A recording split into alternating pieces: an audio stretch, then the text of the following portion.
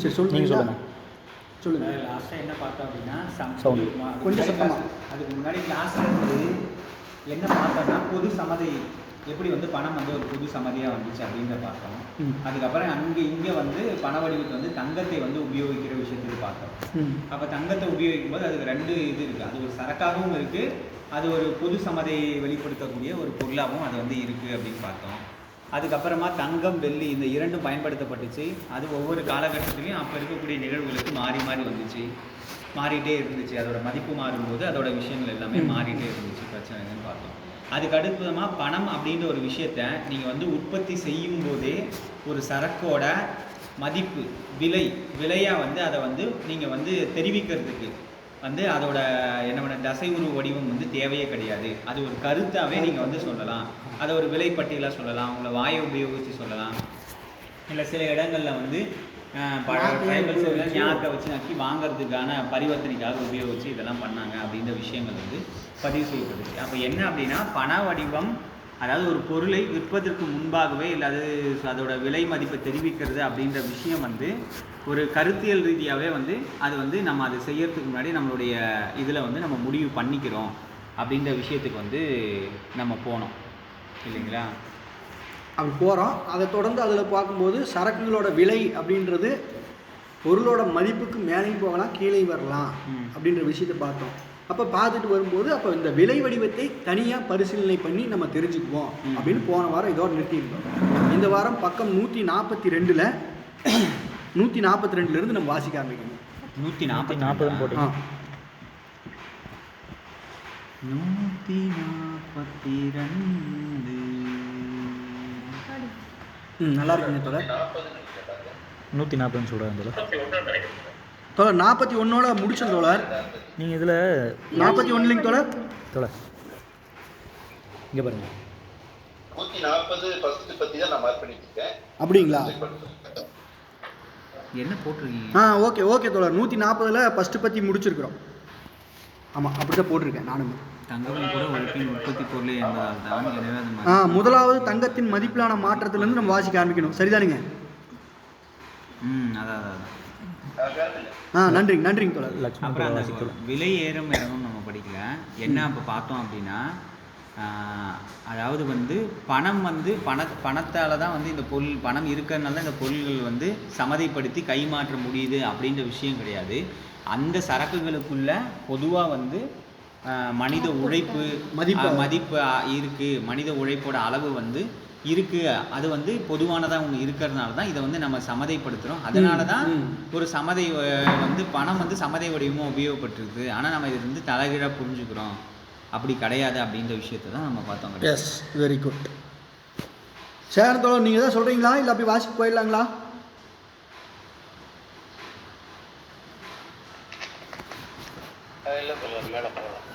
Okay, 140ல் முதலாவது லக்ஷ்மண் தோழர் வாசிக்க முடியுங்களா? இருக்காரா? இருக்காரு. வாசிங்க தோழர். வாசிங்க. முதலாவதாக தங்கத்தின் மதிப்பிலான மாற்றம் விலையின் நியமம் என்ற அதன் பணியை எவ்விதத்திலும் பாதிப்பதில்லை என்பது சட்டத்தில். இந்த மதிப்பு எப்படி மாறுபட்டாலும் உலோகத்தின் வெவ்வேறு அளவுகளில் மதிப்புகள் இடையேயான விகிதாச்சாரங்கள் மாறுவதில்லை. தங்கத்தின் மதிப்பு எவ்வளவுதான் விழுந்தாலும் 12 அவுன்ஸ் தங்கத்தின் மதிப்பு எப்போதுமே 1 அவுன்ஸ் தங்கத்தின் மதிப்பை போல 12 மடங்கு தான். விலைகளை பொறுத்தவரை தங்கத்தின் வெவ்வேறு அளவுகளிடையேயான உறவு மட்டுமே கருத்திற்குரியது. மறுபுறம் 1 அவுன்ஸ் தங்கத்தின் மதிப்பிலான உயர்வு அல்லது வீழ்ச்சி எதுவும் அதன் எடையை மாற்றிவிட முடியாது என்பதால் அதன் ஈவு பகுதிகளின் எடையில் எந்த மாற்றமும் ஏற்பட முடியாது. இவ்வாறு தங்கம் அதன் மதிப்பு எவ்வளவுதான் மாறினாலும் விலையின் மாறாத நியமத்திற்குரிய சேவையை எப்போதுமே புரியும். படிக்குமா? இது பேசிட்டு போயிடலாம் தோழர். 63 யார் சொல்கிறீங்க? அதாவது தங்கத்தோட மதிப்பில் வந்து மாற்றம் ஏற்பட்டாலும் விலையோட நியமத்தில் வந்து மாற்றம் ஏற்பட போகிறது கிடையாது. எப்படி வந்து ஒரு ஒரு சரக்கோட விலை வந்து நிர்ணயிக்கப்படுது?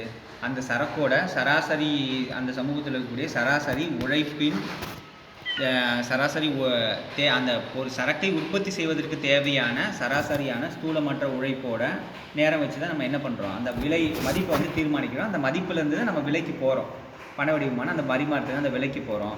அப்போ அந்த விலை இந்த தங்கத்தில் வந்து மதிப்பு ஏறுது இறங்குது இல்லைன்னா என்ன ஆனாலும் தங்கத்தோட அந்த மதிப்பு விலையோட இதுவை வந்து எந்த இதுவும் பாதிக்க போகிறது கிடையாது. இப்போ விலை வந்து உதாரணமாக சொல்லணும்னா சர்க்கரை வந்து 1 கிலோ வந்து 100 ரூபா, தங்கம் வந்து இதுக்கு முன்னாடி வந்து ஒரு பவுன் வந்து 50 ரூபா இருந்துச்சு, இப்போ வந்து ஒரு பவுன் வந்து 25 ரூபா ஆயிடுச்சு.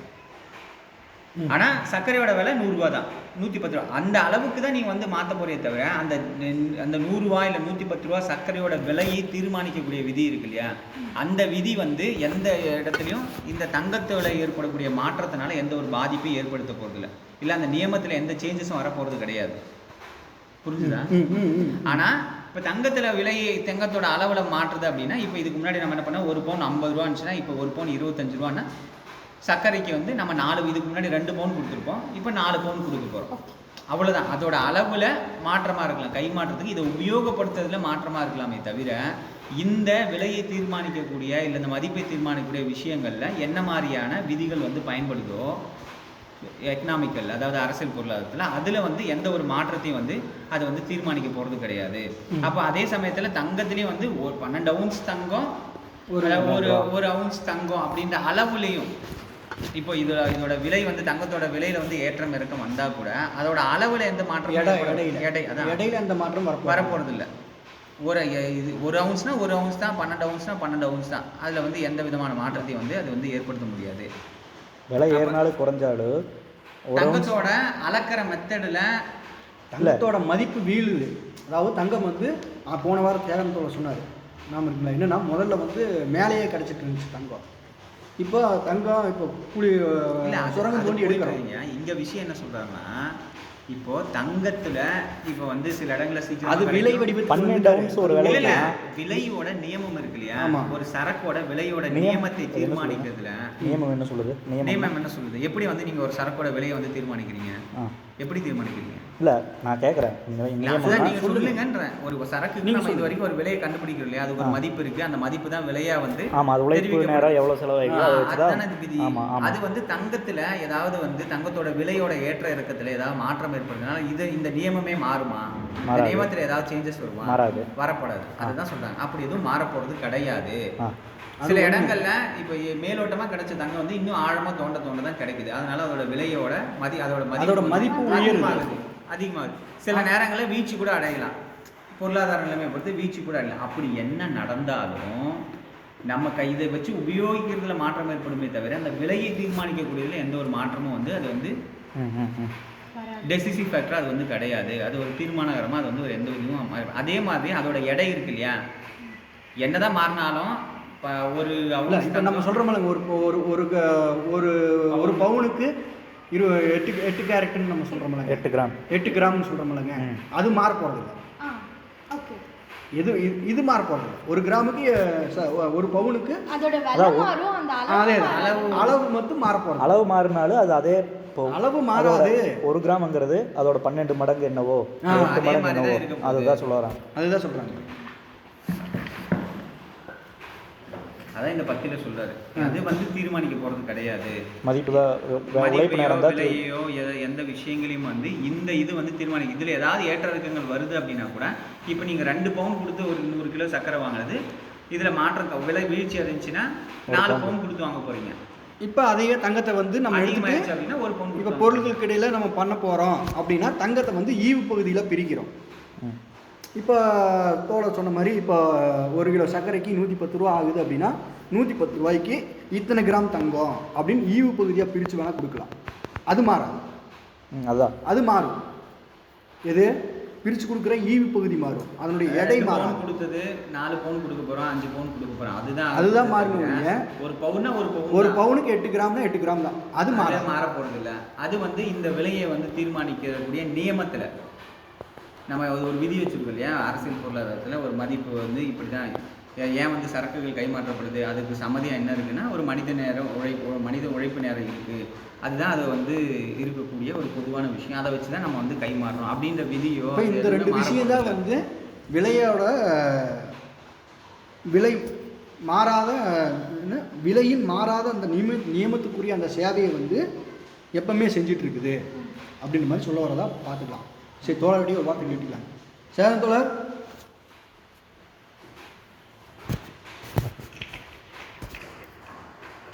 போன வாரமே மறுபடியும் நம்ம பார்க்கலாம். ஏற்கனவே என்ன பார்த்துருக்கோம் அப்படின்னா, இங்கே தங்கத்தை பணச்சரக்காக நம்ம வைத்திருக்கோம். அந்த பணச்சரக்குக்கு பதிலாக, தங்கத்துக்கு பதிலாக பின்னால் வந்தது தான் ரூபா. அதை இங்கே போட்டு நம்ம குழப்ப வேண்டியது. அதனால் தங்கம் வந்து இங்கே பணச்சரக்காக இருக்கும். இப்போ பணச்சரக்காக இருக்கும்போது அதனுடைய தசை உருவம் தான் இன்னொரு சரக்கின் மதிப்பை வந்து இந்த தசை உருவத்தில் தெரிவிக்கப்படுது என்பதை நம்ம பார்க்குறோம். அப்போ அந்த மதிப்பின் வடிவம் தான் விலை என்பதை பார்க்கணும். இப்போ 100 கிராம் காப்பி கொட்டையோட விலை என்பது 2 கிராம் தங்கம் அப்படின்னு நம்ம வச்சுக்கலாம். இப்போ தங்கத்தோட மதிப்பு என்பது மாறுது அப்படின்னு பார்க்கணும். அப்போ தங்கத்தோட மதிப்பு என்பது எப்படி மாறுது?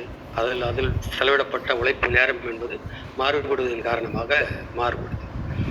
அப்போ இங்கே வந்து அதனுடைய நியமம் எதுவாக இருக்குது, அதனுடைய பயன் மதிப்பின் குணங்களின் அடிப்படையிலான விஷயமா அது இருக்குது. தங்கத்தின் மதிப்பின் அடிப்படையிலான விஷயமா அங்கே இல்லை. ஏன்னா ஒரு சரக்கின் மதிப்பை நம்ம சமதை வடிவத்தில் இருக்கக்கூடிய சரக்கின் தசை உருவத்தில் தான் நம்ம சொல்கிறோம். இப்போ மதிப்பின் வடிவமாக இருக்கக்கூடிய விலை என்பதை தங்கத்தின் தசை உருவத்தின் மூலமாக, அதன் பண்பின் மூலமாக, அதன் பண்பு ஆகிய எடையின் மூலமாக தான் நம்ம தெரிவிக்கிறோம். அப்போ இங்கே என்ன, 1 கிராம் என்பதற்கும் 2 கிராம் என்பதற்கும் இடையில் இருக்கக்கூடிய அந்த விகிதாச்சாரம் என்பது மாறாது. இப்போ தங்கத்தோட மதிப்பு மாறுவதன் காரணமாக மதிப்பு வந்து மாறுது. ஆனால் எடையில் இருக்கக்கூடிய விகிதாச்சாரம் என்பது மாறுமானா மாறாது. அப்படிப்பட்ட ஒரு பண்பு ரீதியாக அந்த தங்கம் என்பது எடை அளவை, அது வந்து எடையை ஒரு மாறாத தன்மையுள்ள விஷயமாக வைத்திருப்பதன் காரணமாகத்தான் அது ஒரு சர்வபொது சமதையாக இருக்கிறது என்பதையும் பார்க்குறோம். அப்போ தங்கத்துடைய மதிப்பில் வந்து மாற்றம் ஏற்பட்டுச்சுன்னா 10 கிலோ காப்பி கொட்டைக்கு 2 கிராம் தங்கம் அப்போ நம்ம இப்போ இருக்கக்கூடிய நிலைமையில் தங்கத்தோட மதிப்பு குறையுதுன்னு வச்சுக்கோங்களேன். அப்போ என்ன நடக்கும்? 3 கிராம் தங்கமாகவோ 4 கிராம் தங்கமாகவோ தான் அது கொடுக்க வேண்டியிருக்கும். ஏன்னா காப்பி கொட்டையின் விலை என்பது, அதனுடைய மதிப்பு என்பது மாறலை, தங்கத்தின் மதிப்பு தான் மாறி இருக்கு. அப்போ இங்கே வந்து தங்கத்தின் மதிப்பு மாறி இருப்பதன் காரணமாக அதன் எடை அளவு என்பது விலையில் கூடுதலாக சொல்லப்படுகிறது, கூடுதலான விகிதாச்சாரத்தை கொண்டதாக இருக்கிறது என்பதை நாம் பார்க்கணும். அப்போ இந்த தங்கத்தின் எடை, அதனுடைய விகிதாச்சாரம் என்பது வந்து அந்த பண்பு மாறாத பண்பை கொண்டதற்கு காரணமாகத்தான் அது வந்து வருது என்ற அடிப்படையில் அதன் பண்பு, தசை உருவம், அதனுடைய பயன் மதிப்பு, இந்த அதன் குணம் என்ற அடிப்படையில் தான் அதை நம்ம இங்கே தெரிவிக்கிறோம் என்பதை பார்க்கலாம் நண்பர்களே. ஆக இதே நேரத்தில் அடுத்து வரக்கூடிய பாராகிராஃபு நம்ம கூடுதலாக நம்ம புரிந்து கொள்ளலாம், அதை நம்ம படிக்கலாம். இப்போ 2வது விஷயம், முதல்ல விலையில் வந்து என்ன பிரச்சனை நடக்குதுன்னு முதல் பத்தியில் படித்தோம். இதில் 2வது விஷயம் இப்போ அடுத்த பற்றி நம்ம வாசிக்கிறோம். தொடர் சின்ன ஒரு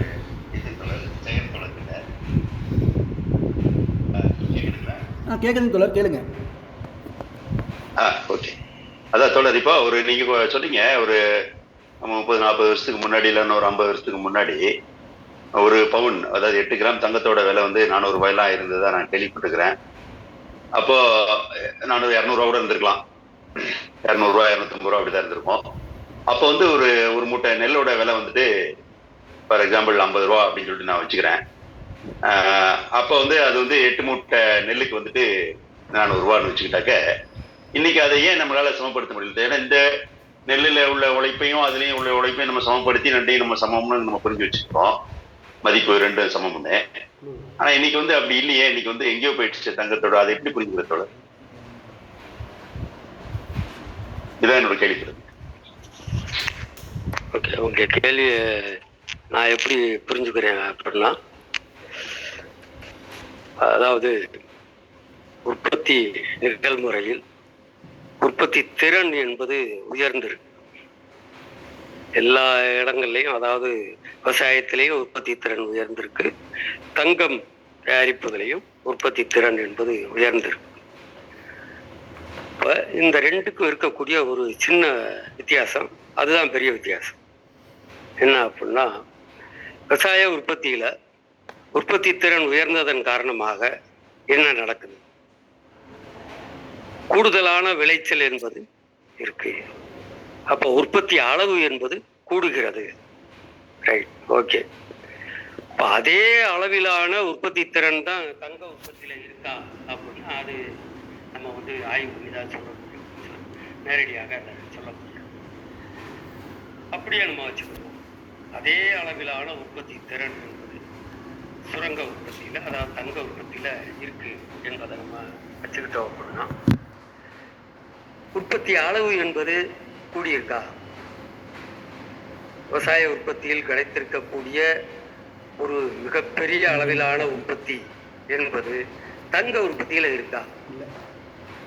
அப்ப உற்பத்தி அளவு என்பது மிக குறைந்து போயிட்டது. எவ்வளவு நவீன உற்பத்தி திறன் கொண்ட எந்திரங்களை பயன்படுத்தினாலும் அங்கே வந்து உற்பத்தி அளவு என்பது கூடல. இது ஒரு முக்கியமான விஷயம். இந்த கேள்வி வந்து ஏற்கனவே இன்னொரு அமர்வுல கேட்கப்பட்ட கேள்விதான். அவங்க என்ன கேட்டாங்க அப்படின்னா, உற்பத்தி திறன் என்பது உயர்ந்து கொண்டே இருக்கு, டெக்னாலஜி என்பது வளர்ந்து கொண்டே இருக்கு. அப்படி வளரும் போது தங்கத்தின் விலை குறையணும்ல, ஏன் கூடிக்கிட்டே இருக்கு? அப்ப இதற்கான ஒரே பதில் என்பது இதுதான். உற்பத்தி அளவு என்பது கூடுகிறதா? ஏற்கனவே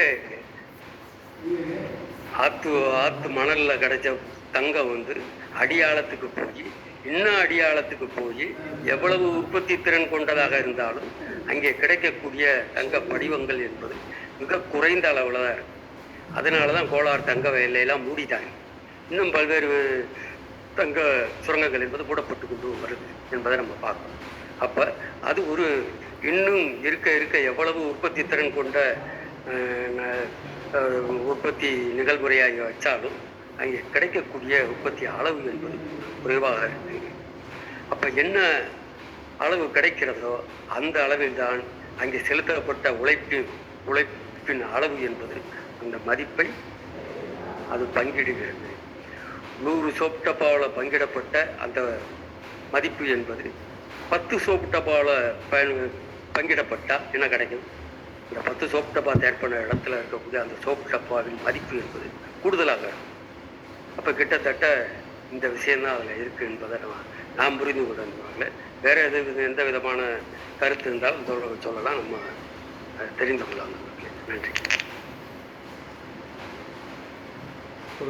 நன்றி. நன்றி. புரிஞ்சுதுங்களா? சொல்லுங்க. இப்போ தோழர் சொன்னது சொல்லுங்க, கொஞ்சம் சத்தமாக பேசுங்க. ஏன்னா அதில் வந்து ரொம்ப கீழே இருக்கு, உற்பத்தி திறன் இன்னும் மேம்படுறது தான் அது. அதாவது தோழர் இல்லை என்ன சொன்னாருன்னா,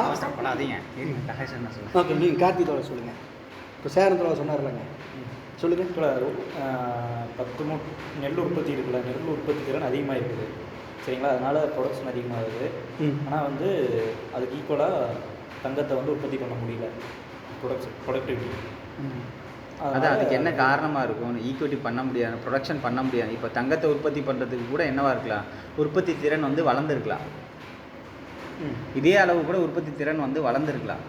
ஆனால் வந்து அது கிடைக்கக்கூடிய அளவு இல்லைன்னா அது கிடைக்கிறதுக்கு என்ன உற்பத்தி திறன் வளர்ந்தாலும் அது வந்து உற்பத்தி செய்யக்கூடிய நேரம் அப்படின்றது வந்து என்னவா இருக்குது, அதிகமாக இருக்குது. இப்போ ரொம்ப ஆழமாக தோண்டி ரொம்ப இதுவாக போனோம், என்ன டெக்னிக்கல் இன்னும் ஆழமாக தோண்டதோட இன்னும் டெக்னிக்கல் அதிகமாக ஆகுது. ஆனால் வந்து என்னென்னா கிடைக்கக்கூடிய அளவு வந்து நீங்கள் அதிகமான நேரம் உழைப்பு செலுத்தி அதிக டெக்னிக்கல் செலுத்தி கூட அது கிடைக்கக்கூடிய அளவு வந்து ரொம்ப குறைவாக இருக்குது. கிடைக்கிறதாங்க கொஞ்சம் தான் கிடைக்கிது. அப்போ என்ன ஆகுனா, கொஞ்சம் உற்பத்தி செய்கிறதுக்கு நீங்கள் அதிகமான உழைப்பு செலுத்தும் போது அது என்ன ஆகும், அதோட மதிப்பு வந்து அதிகமாகுது. அதனால் விவசாயத்துலேயே அதே மாதிரி உற்பத்தி திறன் அதிகமாகிடுச்சு. உற்பத்தி என்ன ஆகுது? கிடைக்கிறது அதிகமாகுது இல்லையா? நிறைய அதிகமாக உற்பத்தி ஆகுது. அதிகமான, அதாவது டெக்னிக்கல் அதிகமானதுக்கு அப்புறமா வந்து அதில் வந்து குறைந்த உழைப்பு நேரத்தில் அதிகமான உற்பத்தி செய்ய முடிஞ்சுச்சு, உபரி அதிகமாக வந்து கிடைக்கக்கூடிய விஷயமா இருந்துச்சு. இதில் அப்படி இல்லை. இதுதான் மேபி அதோட காரணமாக இருக்கலாம் அப்படின்னு சொல்கிறது.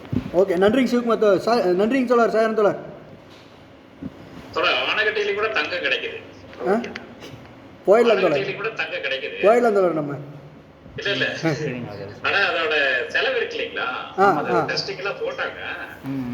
போட்டு அதோட எடுக்கிறதுக்கான செலவு வந்து ரொம்ப வந்து அதிகமாகி ஒரு வாரம் வந்து எக்ஸீட் ஆகி சிரமமானதுனாலதான் அது அப்படியே அந்த ப்ராஜெக்ட் அப்படியே விட்டாங்க. அதாவது தங்கம் எடுக்கிறதுக்கு அதிகமாக செலவு செய்ய வேண்டிய லாபம் கிடைக்காது. அதிகமா செலவு செஞ்சு கம்மியான இது எடுக்கிறாங்க. அதனால வந்து அதை வந்து விட்டாங்க. ஏன்னா லாபம் கிடைக்காது. அதனால பெங்களூர் சிவகுமார் தோழர். சொல்லுங்க தோழர், சொல்லுங்க லட்சுமண் தோழர். ஓகே, பெங்களூர் சிவகுமார் தோழர். நான் ஒன்று சொல்ல சொல்லுங்க மேலே வாசிக்கிறேன். ஓகே, நன்றி. வாசிங்க. லட்சுமண் தோழர் தான் வாசிச்சது. ஆமாம், லட்சுமண் தோழர் வாசிச்சாரு. இருங்க, பெரேஸ் தோழர் இருக்கீங்களா? இருங்க பரஸ் தோழர் இருக்காரு, அவர் வாசிப்பாரு. இல்லை கரண்ட் வந்துருச்சு. நான் கூட வாசிக்கிறேன். சரி, வாசிங்க தோழர். அடுத்து ஒரு பத்தி மட்டும் வாசிச்சிருங்க. சின்ன பத்தி தான், அந்த ஒரு பத்தி மட்டும் வாசிச்சிருங்க. இரண்டாவதாக, தங்கத்தின் மதிப்பில் ஏற்படும் மாற்றம் மதிப்பின் அளவை என்ற முறையிலான அதன் பணிகளில் குறிப்பிடுவதில்லை. இம்மாற்றம் எல்லா சரக்குகளையும் ஏக காலத்தில் பாதிக்கிறது.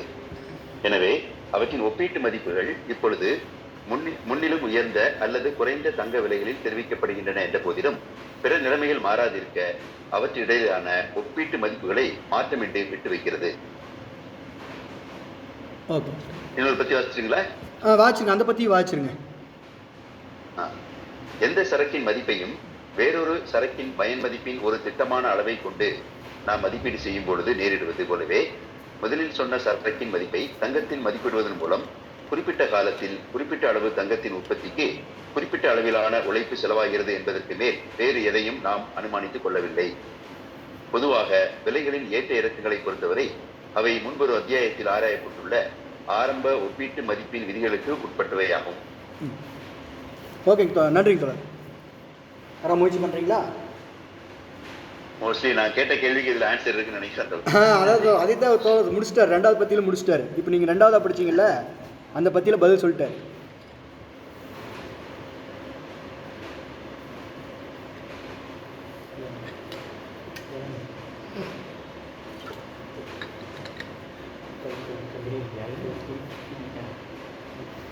சரி, ஓகே தோழர், முடிச்சு பண்ணிடுங்க. சொல்லுங்கள். அதான் தோழர், இப்போ ரெண்டாவதாக முதல்ல வந்து தங்கத்தோட அளவு பார்ப்போம். இப்போ ரெண்டாவது அதையே பார்க்குறோம். இப்போ தங்கத்தோட மதிப்பில் ஏற்படுற மாற்றம் இப்போ தங்கம் வந்து குறைவாக மேலேயே கிடைக்கும் போது அதோட மதிப்பு கொஞ்சம் கம்மியாக இருக்குது. ரொம்ப ஆழமாக தோணணும் அப்படின்னா அதனுடைய மதிப்பு அதிகமாகுது. அப்போ அந்த மதிப்பில் ஏற்படுற அந்த மாற்றத்தினால அது அளவு முறை அந்த அளவு முறையிலான அந்த வேலை செய்யும் போது அது குறிக்கிறது இல்லை. இப்போ இந்த மாற்றம் வந்து எல்லா சரக்கையும் ஏக காலத்தில் பாதிக்குது. எது? இந்த தங்கம் மாறுறது, அந்த தங்கத்தினுடைய மதிப்பு மாறுறது மற்ற சரக்குகளோட விலைகளில், ஒப்பீட்டு விலைகளில் ஒரு மாற்றத்தை ஏற்படுத்துது. சில நேரங்கள் விலை அதிகமாகலாம், சில நேரங்கள் விலை குறையலாம். என்னன்னா தங்கத்தோட மதிப்பு வச்சு நம்ம பார்க்கும்போது. அப்போ எந்த சரக்குக்கும், இப்போ எந்த ஒரு சரக்காக இருந்தாலும் அந்த சரக்கோட மதிப்பை வேறொரு சரக்கோட பயன் மதிப்பு, அதை ஒரு திட்டமான அளவை வச்சுக்கிட்டு நம்ம வந்து மதிப்பீடு செய்கிறோம். இப்போ ஒரு கோதுமை இருக்குது, எதிர்த்தாப்புல துணி இருக்குது அப்படின்னா அதனுடைய பயன் மதிப்பை வச்சு அதுக்கு ஒரு திட்டமான ஒரு அளவை வைக்கிறோம். பயன் மதிப்பை வச்சு தான் நம்ம பார்க்குறோம். இருந்தாலும் அந்த உழைப்பை வச்சு தான் நம்ம பார்க்குறோம் மதிப்பு அப்படின்றத. அப்போ இவ்வளோ கோதுமைக்கு இவ்வளோ கெஜ துணி அப்படின்ற ஒரு திட்டமான ஒரு அளவை வைக்கிறாங்க. அது மாதிரியே பார்த்தோம் அப்படின்னா முதல்ல சரக்கோட மதிப்பு தங்கத்தோட மதிப்பு மூலமாக மதிப்பிடுறது மூலமாக, தங்கத்தோட மதிப்பை வச்சு நம்ம மதிப்பிடுறது மூலமாக ஒரு குறிப்பிட்ட காலத்தில் ஒரு குறிப்பிட்ட அளவு தங்கத்தோட உற்பத்தியில் ஏற்படுற அந்த அளவிலான உழைப்பு, அதாவது உழைப்பு ஒன்று அதிகமாக செலவு, அதாவது மேலால் எடுக்கும்போது உழைப்பு குறைவாக செலவிடப்படுது, கொஞ்சம் ஆழமாக நோண்டும் போது அதிகமான செலவு அங்கே செலவிடப்படுது. அப்படிங்கும்போது உழைப்பு செலவாகுது அப்படிங்கிறதுக்கு மேலே நம்ம வேறு எதுவும் பெருசாக இதில் எடுத்துக்க வேண்டியதில்லை. ஆனால் பொதுவாக விலைகளோட ஏற்ற இறக்கங்களை பொறுத்த வரைக்கும் நம்ம பார்க்கும்போது இதுக்கு முன்னால் நம்ம அத்தியாயத்தில் பார்த்தோம், எது ஆரம்ப ஒப்பீட்டு மதிப்பு பார்த்துட்டு வந்தோம். இன்னொரு பொருளுக்கு இன்னொரு பொருள்,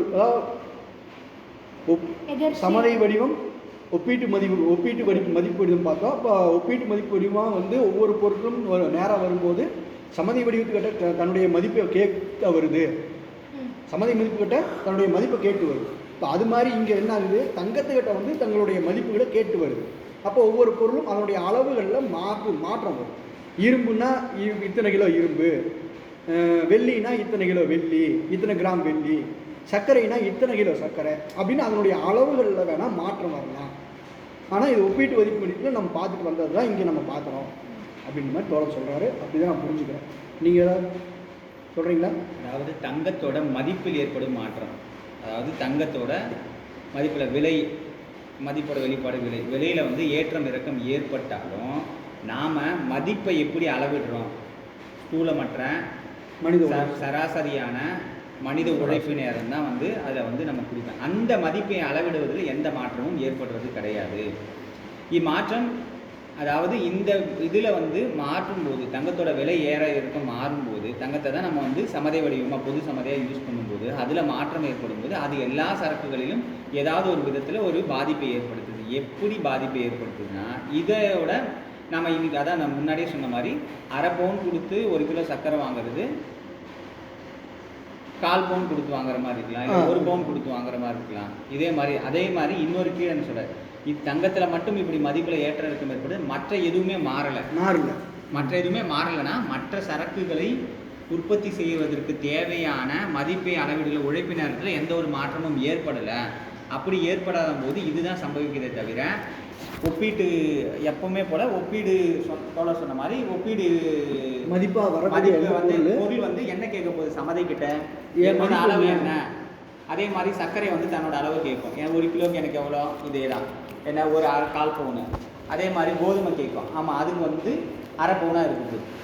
அப்போது இந்த அளவில் வந்து அந்த 1/2 பவுன் 1/4 பவுன் அளவில் மாற்றம் ஏற்படலாமே தவிர இந்த ஒப்பீடு மதிப்புகளில் இருக்கக்கூடிய விகிதாச்சாரத்தில் எந்த ஒரு மாற்றமோ இல்லை அதை அளவிடுறதுக்கான முறை இருக்கு இல்லையா, அதுவும் வந்து மாறப்போகுது. இதோட உழைப்பு நேரம் எவ்வளவோ அதோட உழைப்பு நேரத்தை வச்சு தான் நம்ம வந்து கணக்கிட போகிறோம் மதிப்பின் அளவு. அதில் வந்து எந்த ஒரு மாற்றமும் ஏற்பட போகிறது கிடையாது. அதாவது எந்த ஒரு சரக்கையும் வந்து மதிப்போட அளவையும் அதோட அளவு வச்சு நமக்கு இத்தனை கிலோ இத்தனை இவ்வளோ மதிப்பு தெரிவித்து இதுக்கு வேறு அளவீடுகள் இருந்தாலும் அதோட மதிப்பை தெரிவிக்க போகிறதுல எந்த ஒரு மாற்றமும் ஏற்பட போகிறது கிடையாது. மதிப்பை அளவிடுறதுல எந்த ஒரு மாற்றமும் ஏற்பட போகிறது கிடையாது.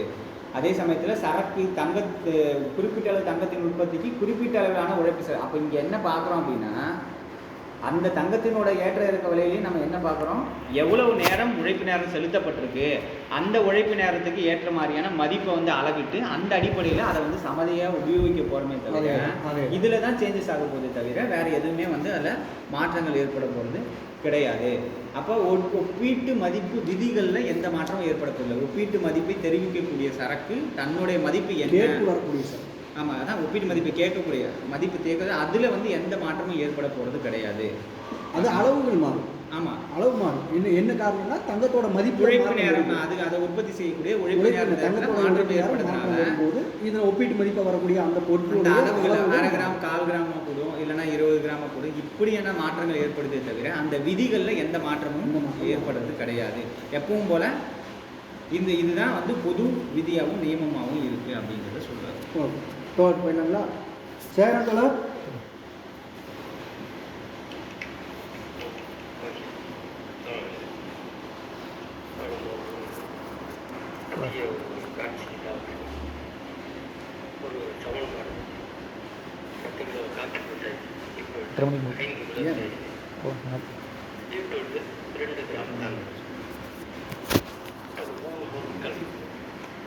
10 கிலோ காப்பி கொட்டை கொண்டு 5 கிலோ தேயிலை கொண்டு 2 கிராம் தங்கம்.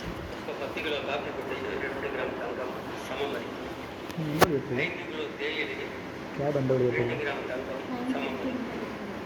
அப்போ 10 கிலோ காப்பி கொட்டைக்கு 5 கிலோ தேயிலை சமம். இது வந்து ஒரு நிகழ்வு. இப்போ தங்கத்துடைய மதிப்பு குறைஞ்சா பாதியாக அதை 2 கிராம் தங்கத்தை எடுக்கக்கூடிய அந்த செலவிடப்படக்கூடிய உழைப்பு நேரம் என்பது பாதியாக குறையுது. அப்போ என்ன மதிப்பாகும் அப்படின்னா 10 கிலோ காப்பி கொட்டை equal to 4 gram Thangam, 5 kilo தேயிலை ஈக்குவல் டு 4 கிராம் தங்கம். இப்போ அந்த 10 கிலோ காப்பி கொட்டைக்கும் 5 கிலோ தேயிலைக்கும் இடையில இருக்கக்கூடிய விகிதம் மாறுதா? மாறலாம். அவற்றின் ஒப்பீட்டு மதிப்பு வடிவம் மதிப்பு என்பது மாறாத நிலையில் இருக்கு என்பதை பார்க்கணும். ஆனால் எந்த ஒரு பொருளின் தங்கத்தோடு ஒப்பிடும்போது தங்கத்தின் அந்த தசை உருவம் மட்டும்தான் அங்கே வந்து விகித அளவில் மாறுபாடு அடைகிறது. இப்போ 10 கிலோ காப்பி கொட்டைக்கு 2 கிராம் தங்கமாக இருந்தது, இப்போ தங்கத்தின் மதிப்பு குறைந்ததால் 4 கிராம் தங்கமாக மாறிடுச்சு. இப்போ இது தலையில் அப்படி மாற்றுங்க. 10 கிலோ காப்பி கொட்டைக்கு தங்கத்தின் மதிப்பு கூடுதலாகுதுன்னு வச்சுக்கோங்க. இப்போ செலவிடக்கூடிய உழைப்பு நேரத்தை விட 2 மடங்கு கூடுதலாகுது அப்படின்னா 2 கிராம் தங்கத்துக்கு பதிலாக 1 கிராம் தங்கம் தான் கிடைக்கும். அப்போ 5 கிலோ தேயிலை பொறுத்து 1 கிராம் தங்கம். ஆக 10 கிலோ காப்பி கொட்டைக்கும் 5 கிலோ தேயிலைக்கும் இடையில் இருக்கக்கூடிய அந்த ஒப்பீட்டு மதிப்பு என்பது மாறுதா? மாறல. இதைத்தான் இங்கே வந்து சொல்கிறார். என்ன சொல்கிறாருன்னா, தங்கத்தின் மதிப்பில் ஏற்படும் மாற்றம் மதிப்பின் அளவை என்ற முறையிலான அதன் பணிகளில் குறுக்கிடுவதில்லை. அப்போ அந்த சர்வபொது சமதையாக இருக்கக்கூடிய தங்கத்தின் மதிப்பில் ஒரு மாற்றம் ஏற்பட்டுச்சுன்னா அதன் மதிப்பின் அளவை என்று செயல்படக்கூடிய அதனுடைய தன்மை என்பது இங்கே வந்து எந்த விதமான மாற்றமும் அடைவதில்லை. ஏன்னா அதன் பயன் மதிப்பின் பண்பு அடிப்படையிலான அந்த விஷயம் என்பது அதன் பணியாக இருக்குது. அது வந்து மதிப்பின் அளவை என்ற பணியாக இருக்கு. ஆனால் தங்கத்தின் மதிப்பில் ஏற்படக்கூடிய மாற்றம் வந்து மற்ற எல்லா பொருட்களிலும் இருக்கக்கூடிய ஒப்பீட்டு மதிப்புகளில் ஒரு மாற்றம் வந்து ஏற்படும். தங்கத்துக்கும் மற்ற சரக்குக்கும், தங்கத்துக்கும் காப்பி கொட்டைக்கும், தங்கத்துக்கும் தேயிலைக்கும். ஆனால் இந்த அதன் மதிப்பின் அளவை என்ற அந்த தன்மையில் மாறுபாடு இல்லாததன் காரணமாக ஏற்கனவே காப்பி கொட்டைக்கும் தேயிலைக்கும் என்ன உறவு இருந்துச்சோ, மதிப்பின் சமன்பாடு இருந்துச்சோ, அதே சமன்பாடு நீடிக்குது என்பதை தான் நம்ம பார்க்குறோம். இதுதான் தோழர் வந்து இங்கே சொல்ல வருவதாக நம்ம புரிந்து. அப்போ அந்த பாராகிராஃப் மறுபடியும் கூட நீங்கள் படிச்சுட்டாங்க. அப்போ இது இந்த 2வது பாராகிராஃபை பொறுத்தவரைக்கும் நம்ம ஏற்கனவே பேசணும்னா மற்றபடி எந்த இதனாலும் சரி பொருட்களின் விலைகளின் ஏற்றம் இறக்கம் இவைகளை பொறுத்தவரை நம்ம ஏற்கனவே நம்ம ஆய்வு செய்திருக்கோம். அவற்றுடைய ஒப்பீட்டு மதிப்பு விதிகளுக்கு உட்பட்டது. இப்போ தங்கத்தின் விலையிலையும் ஒரு மாறுபாடு ஏற்படுது, காப்பி கொட்டை விலையிலையும் ஒரு மாறுபாடு ஏற்படுதுன்னு வச்சுக்கோங்களேன். அப்போ தேயிலையும் காப்பி கொட்டைக்கு இடையில இருக்கக்கூடிய விகிதம் என்பது மாறுபடும்.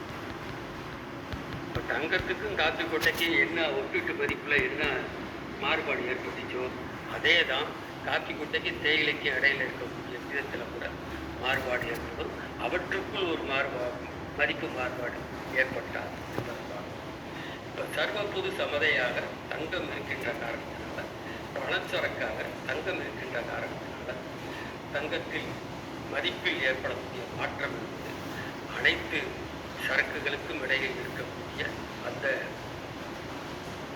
விகிதத்தில் வேறுபாடு இருக்கலாம் ஒழிய, தங்கத்துக்கும் மற்ற சரக்குக்கும் இடையில் இருக்கக்கூடிய விகிதத்தில் மாறுபாடு இருக்கலாம் ஒழிய, மற்ற சரக்குகளுக்கு இடையிலான அந்த பரிவர்த்தனை விகிதத்தில் மாறுபாடு இருக்காது என்பதுதான் சொல்லிய சுட்டி காட்டுறாங்க. நன்றி. நன்றிங்க தோழர். தோழர் ஏதாவது கேள்விகள் கருத்துக்கள் இருக்குங்களா? பிரேஷ் தோழர்.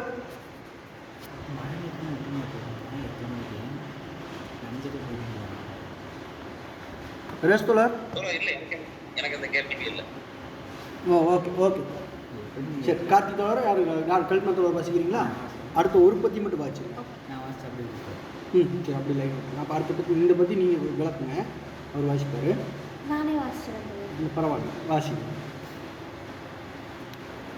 சரக்குகளின் விலைகளில் பொதுவான ஏற்றம் என்பது பணத்தின் மதிப்பு மாறாதிருக்க அவற்றின் மதிப்புகளிலான ஏற்றத்தின் விளைவாகவோ அல்லது சரக்குகளின் மதிப்புகள் மாறாதிருக்க பணத்தின் மதிப்பிலான வீழ்ச்சியின் விளைவாகவோ இருக்கலாம்.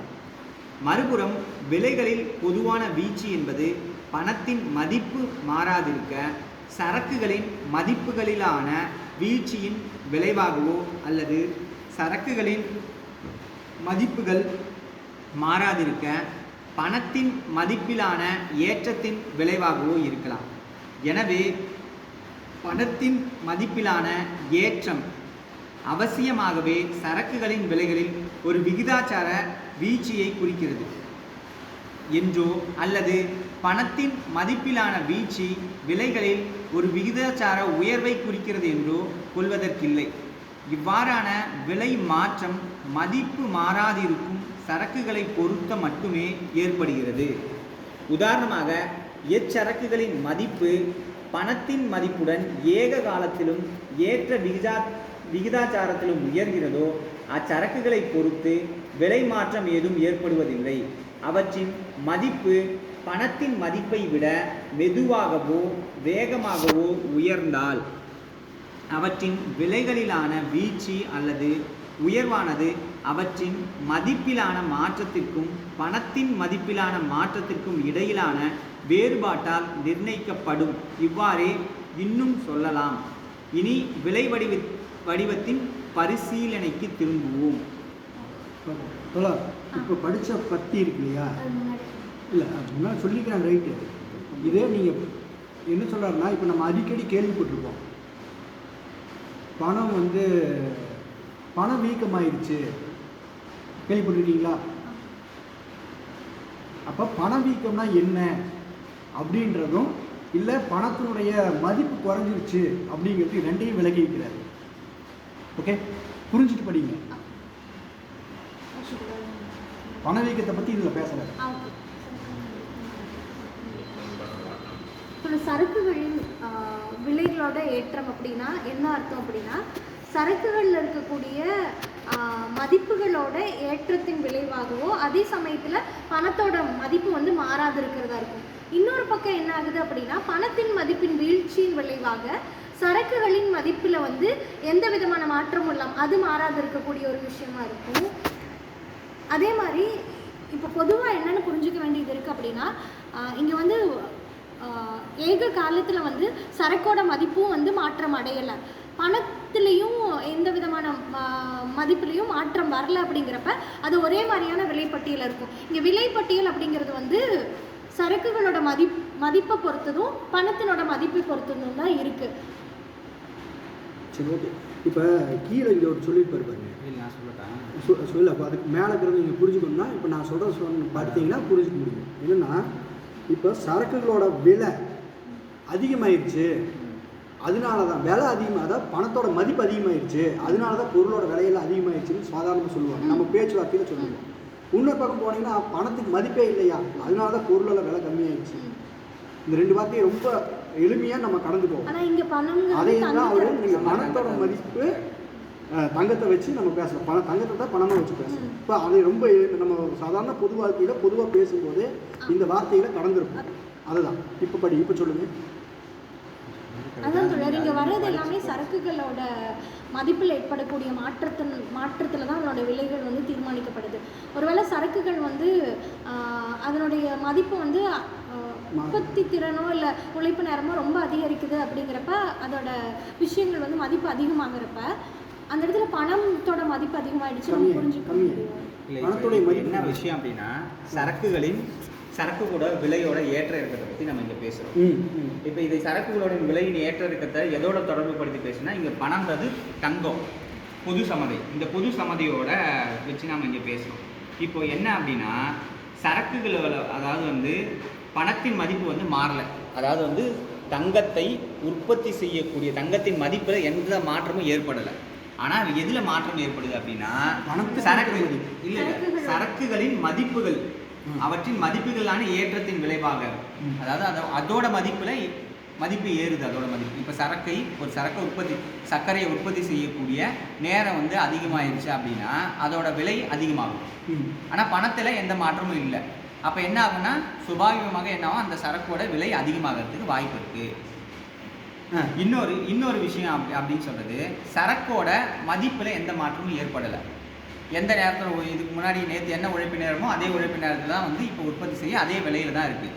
ஆனால் தங்கத்தை உற்பத்தி செய்யக்கூடிய இதில் வந்து அதோட மதிப்பு வந்து மாறுது. அப்போ மாறும்போது என்ன ஆகும், சரக்கோட விலை உயரும் அதிகமாக. அதுவே இன்னொரு விஷயமா நம்ம பார்க்குறோம். இப்போ வந்து விலை கம்மியாக பணத்தின் மதிப்பில் வீழ்ச்சி. பணத்தின் மதிப்பு வீழ்ச்சினா தங்கத்தோட மதிப்பில் வீழ்ச்சி அடையுது. சரக்கு வந்து மாறலை, சரக்கோட மதிப்பில் எந்த மாற்றமும் ஏற்படலை. அப்போ கூட என்ன ஆகும்னா சரக்கோட விலை குறையும். ஓகேவா? இப்போ வந்து பணத்தில் எந்த மாற்றமும் ஏற்படலை. சரக்கை உற்பத்தி செய்யக்கூடிய நேரம் இருக்கு இல்லையா, அது வந்து அதிகமாகுது, அதாவது குறையுது. அதாவது 2 மணி நேரத்தில் உற்பத்தி செஞ்சது 1 மணி நேரத்தில் உற்பத்தி செய்கிறோம். அதனால் அதோட மதிப்பின் வந்து அளவு குறையும். அப்படியானாலும் என்ன ஆகும், சரக்கோட விலை வந்து குறையும், மதிப்பு வந்து குறையும். இது ஒரு பக்கம். ஓகேவா? இரண்டாவது பக்கம் என்னென்னா, இந்த பொது சமதியான தங்கத்தை உற்பத்தி செய்யக்கூடிய மாற்றம் ஏற்படுது. இதுவும் என்ன ஆகுது, குறையுது. அதே சம விகிதத்தில் மற்ற சரக்குகளோட மதிப்பு வந்து சம அளவில் குறையுது அப்படின்னா எந்த மாற்றமும் ஏற்படாது.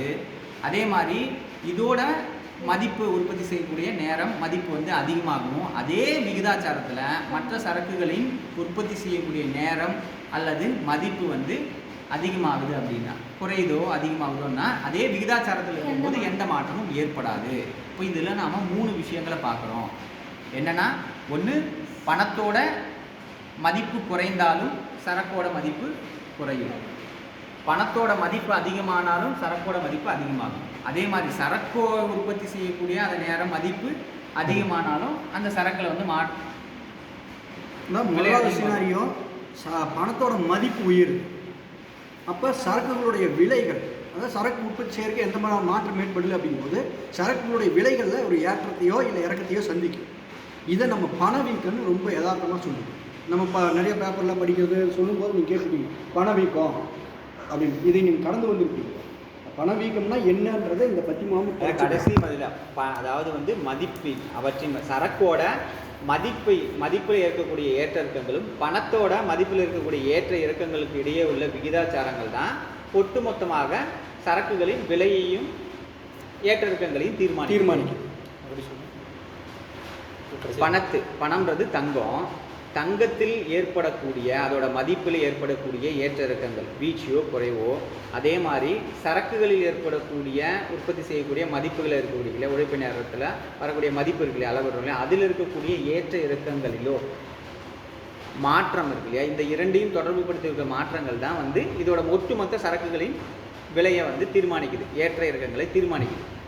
நம்ம அப்படி தான் பார்க்கணும். நம்ம எப்படி பார்க்குறோன்னா, பணம் வந்து மதிப்பு அதிகமாகிடுச்சு, இப்போ தங்கம் நம்ம பார்க்குறது இல்லை, பண மதிப்பு அதிகமாகிடுச்சு, அதனால பொருட்களோட விலை குறைஞ்சிருச்சு, சரி பொருட்களோட விலை அதிகமாகிடுச்சு அப்படின்னு பார்க்குறோம். இல்லை பணத்துக்கு மதிப்பு இல்லை, அதனால தான் பொருளோட விலை அதிகமான விலை வச்சு விற்கிறாங்க. ரெண்டும் ஒரே விகிதத்திலையும் மாற்றம் வந்துச்சு. இதுவும் வந்து இதை உற்பத்தி செய்வதற்கு 8 மணி நேரம், அதை உற்பத்தி செய்யறதுக்கு 8 மணி நேரம் சொல்லி ஒரே விகிதத்தில் வந்து ஏறுது அப்படின்னா எந்த மாற்றமும் ஏற்படாது விலையில். இல்லை இதோட உற்பத்தி செய்யக்கூடிய நேரம் இல்லை வந்து குறையுது அப்படின்னா கூட எந்த மாற்றமும் ஏற்படாது. அப்போ இது ரெண்டு தொடர்பு படுத்தி தான் நம்ம பார்க்கணும். சரக்கை உற்பத்தி செய்யக்கூடிய நேரத்தில் என்னென்ன மாற்றம், அது ஒரு சரக்கு உற்பத்தி செய்ய நேரத்தில் என்ன மாற்றம் ஏற்படுதோ அது வந்து அதோட விலையோட ஏற்ற இறக்கங்களை தீர்மானிக்குது. இங்கே பணம் சொல்லக்கூடிய தங்கத்தை உற்பத்தி செய்யக்கூடிய நேரத்தில் என்ன ஏற்றம் இறக்கம் ஏற்படுதோ அதை அனுசரித்து அதோட சரக்குகளில் இருக்கக்கூடிய வாங்குறதுல இருக்கக்கூடிய ஏற்ற இறக்கங்களும் தீர்மானம். இது ரெண்டும் தான் பொருளோட விலையில் ஏற்ற இறக்கங்களை தீர்மானிக்குது. ரெண்டுமே சம விகிதத்தில் வந்து இருக்குது அப்படின்னா எந்த மாற்றமும் ஏற்படாது. இது வந்து தங்கத்தை வச்சு சொல்கிறோம். ஆமாம், தங்கத்துக்கு பணம் தங்க தான் புரிஞ்சுக்க முடியும். பணம் புரிஞ்சுக்க முடியும். வேற மாதிரி இருக்குமா அப்படிங்க? இல்லை பணத்தை வச்சு பார்த்தாலும் அதே தானே, உழைப்பு நேரத்தை தான் நம்ம பொது சமதியாக அது இருக்கிறதுனால தான் கைமாற்ற முடியுது நமக்கு. பணம்னு டேம் தான் நம்ம இப்போ சொல் வழக்கில் இருக்குது. தங்கன்னு சொல்லிட்டு இருந்தோம்னா நம்மளுக்கு இதாகும் போது அதனால அந்த டேமே எடுக்கிறாரு. சிக்கலாக தங்கத்தை நான் பணம் இப்படி ஒரு பணம் வடிவத்தை வந்து நம்ம உபயோகிக்கிறோம். ஓகே தோழர் சேரன் தோழர். ஓகே தோழர், நம்ம ஏற்கனவே ஒரு உதாரணத்தை பார்த்துருக்கோம். இந்த உதாரணத்தை கொஞ்சம் மனசில் வச்சுக்கோம். இப்போ சரக்குகளுடைய விலைகள் என்பது உயர்கிறது, குறைகிறது. அப்போ அவற்றின் விலைகள் என்பது உயர்வதற்கு என்ன காரணம், குறைவதற்கு என்ன காரணம் அப்படின்றத நம்ம பார்க்கணும். மறுபடியும் அதில் ஒரு வார்த்தை நம்ம கொஞ்சம் அழுத்தமாக பேச வேண்டியிருக்கு. சரக்குகளின் விலைகளில் பொதுவான ஏற்றம். பொதுவான ஏற்றம்னா எல்லா சரக்குகளின் விலையும் ஏறுது. அப்போ எந்த நிலைமைகளில் அது ஏறும் என்பதை பார்க்கணும். அப்போ பணத்தின் மதிப்பு வந்து மாறாமல் இருக்கு. அந்த தங்கத்தை எடுப்பதற்காக செலுத்தப்பட்ட உழைப்பு நேரம் என்பது மாறாமல் இருக்கு, அதே அளவில் தான் இருக்கு. ஆனால் அனைத்து பொருட்களின் விலை என்பதும் ஏறுது அப்படின்னா என்ன அர்த்தம்? அது எதை சொல்லுது? ஒன்று, அவற்றின் அந்த சரக்குகளுடைய மதிப்புகளில் ஏற்றத்தின் விளைவாக அவற்றின் விலைகளில் ஒரு ஏற்றம். அப்போ அந்த சரக்குகளின் மதிப்புகளில் எப்படி ஏற்றம்? அப்போ அதில் செலுத்தப்படும் உழைப்பு நேரம் என்பது கூடுதலாகிறது என்பதை பார்க்குறோம். அது ஒரு விதமான வகை. அப்போ சரக்குகளின் விலை ஏற்றம் என்பது பணத்தின் மதிப்பு மாறாமல் இருக்கும்போது அவை ஏறுவதற்கான காரணம் என்பது அவைகளுக்கு செலுத்தப்பட உழைப்பு நேரம் என்பது, சமூக உழைப்பு நேரம் என்பது கூடுகிறது, அதனால் அது ஏறுது. இப்போ அந்த பொருட்களின் மதிப்பு என்பது மாறலாம், சரக்குகளின் மதிப்பு என்பது மாறலாம். ஆனால் பொதுவான விலை ஏற்றம் என்பது இருக்கு. அப்போ அதுக்கு என்ன காரணம் அப்படின்னு பார்த்தோம் அப்படின்னா, பணச்சரக்கின் மதிப்பு என்பது குறைகிறது. இப்போ பணச்சரக்கின் மதிப்பு குறையும் போது அப்போ இந்த சரக்குகளின் மதிப்பு என்பது பணச்சரக்கின் தசை உருவத்தின் வாயிலாக தெரிவிக்கப்படுகிற காரணத்தினால அது வந்து 1 கிராம் என்பது 2 கிராமாக மாறுது. அப்போ விலை உயர்வு என்பது வருகிறது. அப்போ சரக்குகளின் மதிப்பு கூடினால் நேரடியாக சரக்குகளின் விலை என்பது கூடும். சரக்குகளின் மதிப்பு மாறாமல் இருந்து பணத்தின் மதிப்பு குறைகிறது என்றால் சரக்குகளின் மதிப்பு என்பது அதை ஒப்பிடும்போது சரக்குகளின் விலை என்பது கூடுதலாகும். இது ஒன்று. இப்போ சரக்குகளின் விலை என்பது குறைகிறது அப்படின்னா அந்த சரக்குகளை உற்பத்தி செய்வதில் செலுத்தப்பட்ட உழைப்பு நேரம் என்பது குறைகிறது என்ற ஒரு விஷயம். அது எந்த நிலைமையில்? பணத்தின் மதிப்பு மாறாமல் இருக்கக்கூடிய நிலையில் அந்த சரக்குகளின் மதிப்பு என்பது குறைகிறது, அதன் காரணமாக அவற்றின் விலையும் குறைகிறது என்பதை நம்ம பார்ப்போம். இப்போ இன்னொன்று என்ன? அந்த சரக்குகளின் மதிப்பு என்பது அதே அளவில் இருக்குது, பணத்தின் மதிப்பு கூடுகிறது.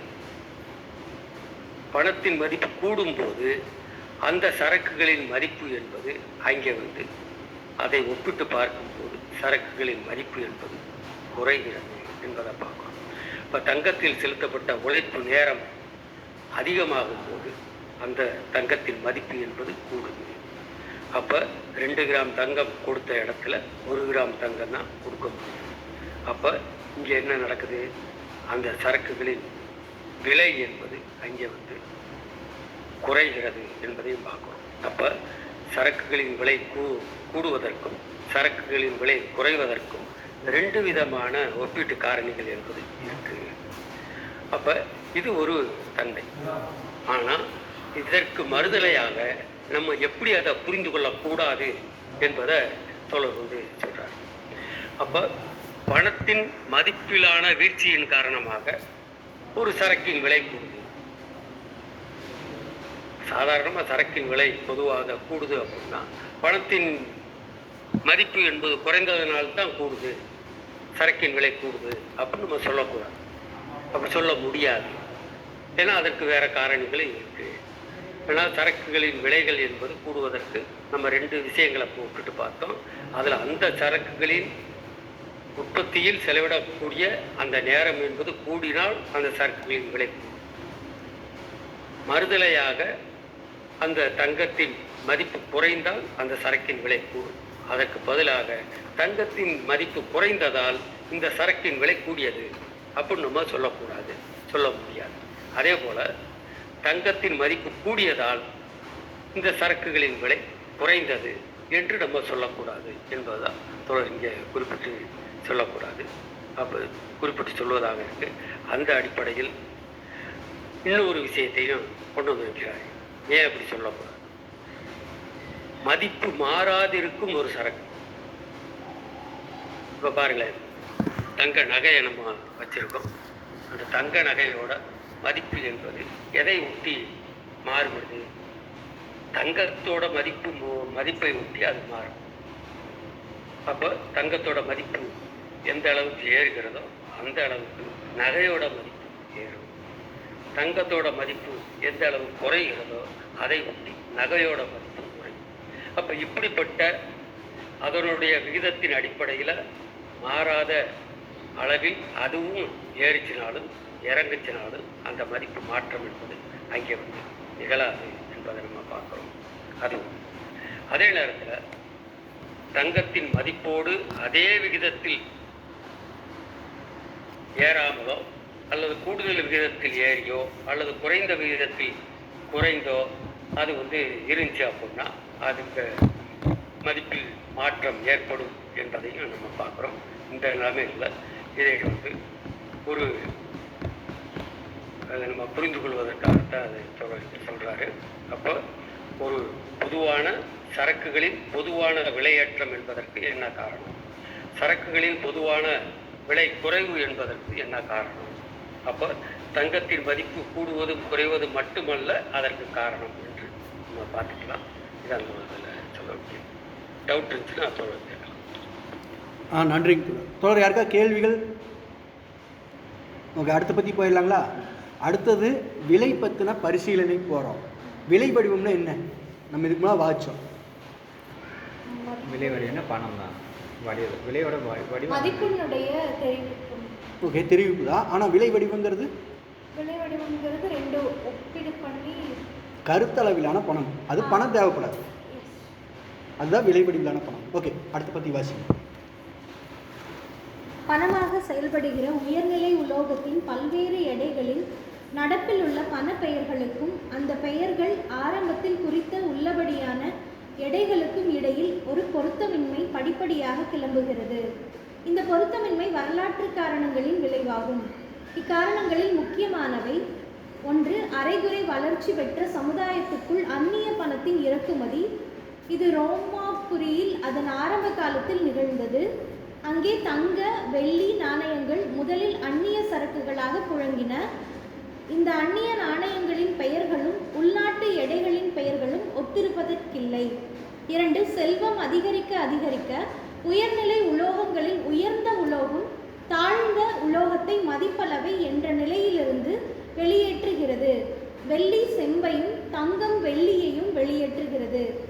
இந்த வரிசை கிரமம் கவியுலகின் கால வரிசை கணிப்புடன் எவ்வளவுதான் முரண்பட்டாலும் இதுவே உண்மை.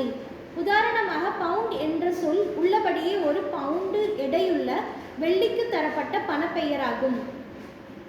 மதிப்பின் அளவையாக வெள்ளியின் இடத்தை தங்கம் பிடித்து கொண்டதும் அதே பெயர் வெள்ளி, தங்கம் இவற்றின் மதிப்புகள் இடையிலான விகிதத்திற்கேற்ப, உதாரணமாக ஒரு பவுண்டு தங்கத்தில் 15இல் 1 பங்குக்கும் பயன்படுத்தப்பட்டது. பணப்பெயராக பயன்படுத்தப்படும் பவுண்ட் என்ற சொல் எடை பெயராக பயன்படும் அதே சொல்லிலிருந்து இவ்விதம் வேறுபட்டு பிரிகிறது. 3. பல நூற்றாண்டுகளாக அரசர்களும் கோமகங்களும் கலப்படம் செய்து நாணயங்களை தொடர்ச்சியாக கொடுத்து வந்தனர். நாணயங்களை கெடுத்து வந்தனர். நாணயங்களின் பூர்வீக எடைகளின் பெயர்கள் மட்டுமே மிஞ்சும் அளவுக்கு இந்த கலப்படம் நடந்தேறியது.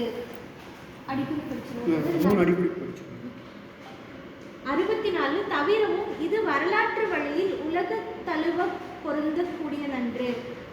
65 இவ்வாறு ஆங்கிலத்தில் பவுண்ட் ஸ்டெர்லிங் ஆனது அதன் ஆரம்ப எடையில் 1/3 குறைவானதையே குறிக்கிறது. பவுண்ட் ஸ்காட் ஆனது ஐக்கியத்துக்கும் முன்பிருந்ததில் 1/36 பங்கையே குறிக்கிறது. பிரெஞ்சு நாட்டு லீவர் ஆனது 1/74 பங்கையும் 74 ஒரு பங்கையும் ஸ்பெயின் 1/74 பங்கு 24 ஒரு பங்கு. படி படி படி படி ஸ்பெயின் நாட்டு நேரடி வேடி ஆனது 1000க்கு 1 பங்கு குறைவாகவும் போர்ச்சுகல் நாட்டு ரை ஆனது இன்னும் சிறிய பின்னத்தையும் குறிக்கின்றன. 66 இன்று கருத்தளவில் மட்டுமே மதிப்பு பெயருடையவையாகிய நாணயங்கள் எல்லா நாடுகளிலும் மிக பழமையானவை ஆகும். ஒரு காலத்தில் அவையாவும் மெய்யானவையாகவே இருந்தன. மெய்யானவையாக இருந்தால் மக்கள் அவற்றை மதித்தார்கள். காலியானி முன் வந்தது பக்கம் 153. மேலே பவுண்டு அப்படின்னு இங்கிலீஷில் படிச்சுட்டு தமிழில் பவுண்டு அப்படின்னு படிச்சிங்க இல்லையா? அதுக்கு பிரித்தானிய அதுக்கு நாணயமாகிய இங்கிலீஷில் பவுண்டு அப்படின்றது வந்து பிரிட்டிஷ் நாணயத்தினுடைய பெயர். பவுண்டு அப்படின்னு சொல்லி தமிழில் வாச்சிங்க இல்லையா? அது வந்து ஒரு ராத்தல் எடை. சொல்லுங்க போல முயற்சிங்க. இது ஃபஸ்ட்டு என்ன சொல்கிறாங்கன்னா, பணமாக செயல்படுகிற உயர்நிலை உலோகத்தின் பல்வேறு எடைகளின் நடப்பில் உள்ள பணப்பெயர்கள். சொல்லுங்க தோழர்.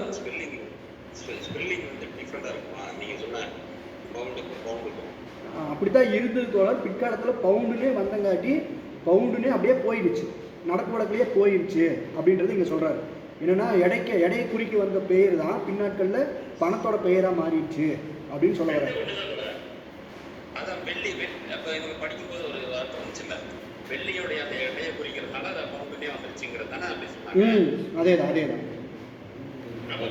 அந்த பவுண்டு தான் இந்த பவுண்டு. சரி சொல்லுங்க தோழர். 3 காரணி சொல்கிறாரு. அதாவது பணமாக செயல்படுற உயர்நிலை உலோகம். உயர்நிலை உலோகம்னா தங்கம் தான். பணமாக செயல்படுற உயர்நிலை உலோகம் தங்கம். அப்போ நடப்பில் இருக்கிற பணப்பெயர்கள், அதாவது ஒவ்வொரு நாடுகள்லேயும் பணத்துக்கு வெவ்வேறு பெயர்கள் இருக்குது. நடப்பில் இருக்கிற பணப்பெயர்கள். இப்போ அந்த பெயரெல்லாம் எங்கிருந்து வந்துச்சு அப்படின்ற போது அந்தந்த நாடுகளில் அது வந்து ஏதாவது ஒரு எடையை குறிக்கக்கூடிய சொற்களாக தான் இருந்தது. உலோகங்களுடைய எடையை குறிக்கக்கூடிய சொற்களாக தான் இருந்தது. பின்னால் வந்து அதுவே பணத்தினுடைய பெயராக மாறிடுச்சு அப்படின்னு சொல்கிறாரு. அப்போ இது எல்லாமே இதில் வந்து பார்த்திங்க அப்படின்னா ஒன்றுக்கு ஒன்று முரணாக இருக்குது. பேர், அதாவது இது தங்கத்துக்கு வைக்கிற பேராக இருக்கட்டும், ஒரு ஸ்ட்ரெல்லிங்கு இல்லை அப்படின்னா ஒரு பவுண்ட் ஸ்காட்லாந்து இல்லை ஐக்கியத்துக்குள்ள அங்கே பார்த்திங்க அப்படின்னா பவுண்ட் ஸ்காட்டுங்கிறது, இல்லை பவுண்ட் ஸ்டெர்லிங்கு அப்படிங்கிறது, லீவர் அப்படிங்கிறது, ஸ்பெயின் நாட்டில் மேரவாடிங்கிறது, இல்லை போர்ச்சுக்கலில் ரை அப்படின்றது. இப்போ இந்த மாதிரி ஒவ்வொரு பணப்பெயர்கள் வந்து ஒவ்வொரு குறிப்பிட்ட அளவுகளை சொல்லக்கூடிய பெயர்களாக இருந்தது. பின்னால் பணப்பெயராக மாறுது. பணப்பெயராக மாறும்போது என்னென்னா, இப்போ நம்ம புரியுற மாதிரி சொன்னால், இப்போ தங்கத்தையும் எடுத்துக்கலாம். தங்கத்துக்கு நம்ம இங்கே அரக்கா, முக்கா, பக்கா அப்படிலாம் நம்மளுடைய கணக்கு வழக்குகள் இருக்குல்ல, படி அளவுக்கு சொல்லுவோம்ல. ஒரு மரக்கா, அரை மரக்கா, இது எல்லாமே வந்து ஒரு காலத்தில் நம்மளுக்கு வந்து அளவுகளை சொல்லக்கூடியதாக இருந்தது. இல்லை நான் சொல்கிறேன், அது வரேங்க. இது இப்படி இருந்தது, அரக்கா மரக்கான்னு இருந்தது. இது பிற்காலத்தில் கொஞ்சம் கொஞ்சமாக வரலாற்று ரீதியாக மாறும்போது கிலோகிராம்னு மாற ஆரம்பிச்சு. இது கிலோகிராம்னு மாறும்போது தங்கத்துக்கு வரும்போது நம்ம தங்கத்தை கிலோகிராம்னு பேசுறது இல்லை, மில்லிக்கு என்ன வரும், பவுனு, 1 பவுனு, 2 பவுனு. இதில் என்ன தெரிவிக்கிறாங்க அப்படின்னா, இப்போ வந்து வெள்ளிக்கு அந்த நாணயத்திற்கு அந்த வெள்ளியோட அளவை குறிக்கிறதுக்கு, அளவை குறிக்கிறதுக்காக பயன்படுத்தப்பட்ட சொல் வெள்ளி பணமான பிறகு அந்த அளவு அப்படின்றது என்னவா அதே பணமா மாறிடுச்சுன்னா, மாறிடுச்சு. பணத்தோட பெயராக மாற்றம் அடைஞ்சிருச்சு. அதுதான் சொல்ல வர்றாரு. அப்ப அதுக்கு வந்து 3 உதாரணங்களை வந்து சொல்றாரு. என்ன மாதிரியான வரலாற்று ரீதியாக காலகட்டங்கள்ல, என்னென்னலாம் நடந்துச்சு, எப்படி என்ன எல்லாம் மாதிரியான தங்கம் அந்த இடத்துக்கு வந்துச்சு, சூழ்நிலைகளில் இது வந்து மாற்றம் அடைஞ்சிருக்கு. ஒரு பொருளோட அளவை குறிக்கக்கூடிய பெயர் அது வந்து ஒரு பொது சமதியாக மாற்றமடைந்த பிறகு அதில் வரலாற்றில் எது பொது சமதியாக நிறைய பொருள்கள் வந்து எது டாமினேட் பண்ணி அது போகுதோ அதுக்கும் இதற்கும் எந்த சம்மந்தமுமே கிடையாது. பேருக்கும் இதோட அளவுக்கும் இதோட பெயருக்கும் சம்மந்தம் கிடையாது. ஆனால் வந்து அது டாமினேட் பண்ணி என்ன பெறுது, அந்த பெயரே ஒரு சொல் வழக்கமாக பொது வழக்கமாக பணத்தின் பெயராக வந்து அது வந்து மாறிடுச்சு அப்படின்ற விஷயத்தை பதிவு. அப்போ எந்தெந்த பகுதிகளில் இது வந்து இப்படி என்ன மாதிரியான சூழ்நிலைகளில் இது வந்து மாற்றம் அடைஞ்சிருக்கு. அதாவது ஒரு அரைகுறை வளர்ச்சி அடைந்த ஒரு சமுதாயத்தில் வெளியிலிருந்து ஒரு பணம் தங்கமும் வெள்ளியும் உள்ள வரும்பொழுது அது வந்து என்ன செய்யுது, உயர்ந்த நிலையில் உள்ளவங்க மற்றது டாமினேட் செய்து வெளியே பொது சமதியா மாறின பிறகு அங்கு என்ன பேர் பயன்படுத்தப்பட்டிருந்தோ பேர் வேறு இருந்துச்சோ? எந்த பொது சமதியாக பணமாக பயன்படுத்தப்பட்டு ஒரு அளவு இப்போ செம்புக்கு வந்து ஏதாவது ஒரு சொல்லியிருக்கலாம், இத்தனை கிராண்டு அது அப்படின்னு சொல்லி ஏதாவது பெயர் சொல்ல, அது வந்து பணத்தின் பெயராக மாற்றம் அடைஞ்சிருச்சு.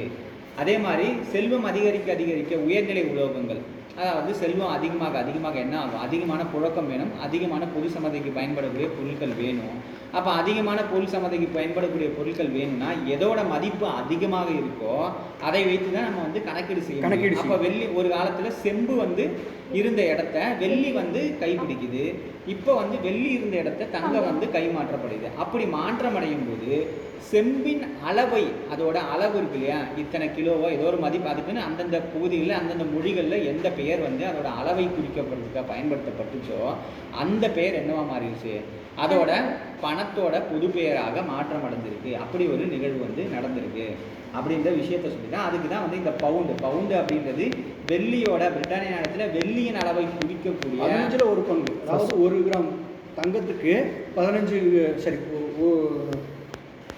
ஃபஸ்ட்டு வெள்ளியை குறிக்கிறதா இருந்தது, ஒரு பங்கு ஃபஸ்ட்டு வெள்ளியை குறிக்கிறதா இருந்தது, அதுக்கப்புறம் தங்கத்தை குறிக்கிறதா மாறி தங்கத்தை குறிக்கிறதா மாறி இப்போ பணத்துக்காக மாறி இருக்குது. அந்த பவுண்டு பெயர் தான் பேரா மாறிடுச்சு. பவுண்டு அப்படின்னு சொல்லி ஒரு வெள்ளியோட அளவை குறிக்கக்கூடிய பெயரை அந்த இடைப்பெயர்களே வந்து இப்போ தங்கத்தினுடைய பெயரை சொல்கிற பெயரை மாறிடுச்சு. இப்போ மாறும்போது அதில் நிறைய சிக்கலெல்லாம் இருக்குது. அது பின்னால் அதே மாதிரி 3வது இடத்துல என்ன சொல்கிறாருன்னா, இது மாதிரி பல நாணயங்கள் சின்ன சின்ன அரசர்கள் அவங்கவுங்க பகுதியில் தெரியுமா பல்வேறு நாணயங்கள் உலோகங்களை பயன்படுத்தி உருவாக்கியிருக்காங்க. இதனால வரலாற்று ரீதியாக நிறைய கலப்படங்கள் மாற்றம் அடைஞ்சது.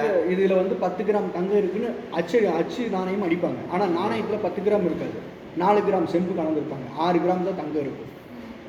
ஆனால் சுத்துக்கு வரும்போது என்னவா வரும், 10 கிராம் தங்கம் தான் வரும். அதாவது பழைய நாணயங்களோட ஒரு அளவை குறிக்கப்பட்ட இல்லைன்னா ஏதோ ஒரு எடையின் அளவை குறிக்கப்பட்ட ஒரு விஷயமா என்ன ஆச்சுன்னா, அது நம்ம நிஜமாக என்னவாக இருந்ததோ அப்படி இல்லாமல் அது காலப்போக்கில் மாறி மாறி வந்து இப்போ பொதுவாக அந்த பெயர் மட்டுமே நிலைச்சிருக்கக்கூடிய ஒரு இடமா வந்து மாறிடுச்சு. சரி, நான் இது வந்து அடுத்த வாரம் நான் இன்னொரு தோழர்கிட்ட கேட்டு நான் உங்களுக்கு படித்து பார்த்துக்குங்க. ஒவ்வொரு நாட்டையும் என்னென்ன பெயர்களில் பணம் இருந்துச்சு அப்படின்ற டீட்டெயிலு இந்த உலகத்தோட எடையின் அளவு வந்து அந்த காலகட்டத்தில் எந்த உலகத்தினுடைய எடையின் அளவு வந்து அந்த காலகட்டத்தில் இப்போ வந்து அது பணத்தின் பெயராக வந்து போன வாரம் போடணும்னு நினச்சேன். சரி, இது படிச்சுக்கிட்டு போட்டுக்கலான்னு தான் நான் நிறுத்திக்கிட்டேன். இந்த வாரம் நான் வந்து வருவேன். சரி, தோழர்கிட்ட போயிடலாங்களா? தோழர்,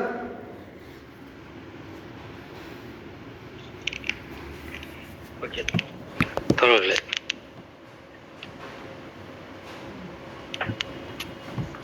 அதை பணமாக செயல்படுத்துகிற உயர்நிலை உலகம் ஏற்கனவே நம்ம பார்த்துருக்கோம், தங்கம் தான். அதனுடைய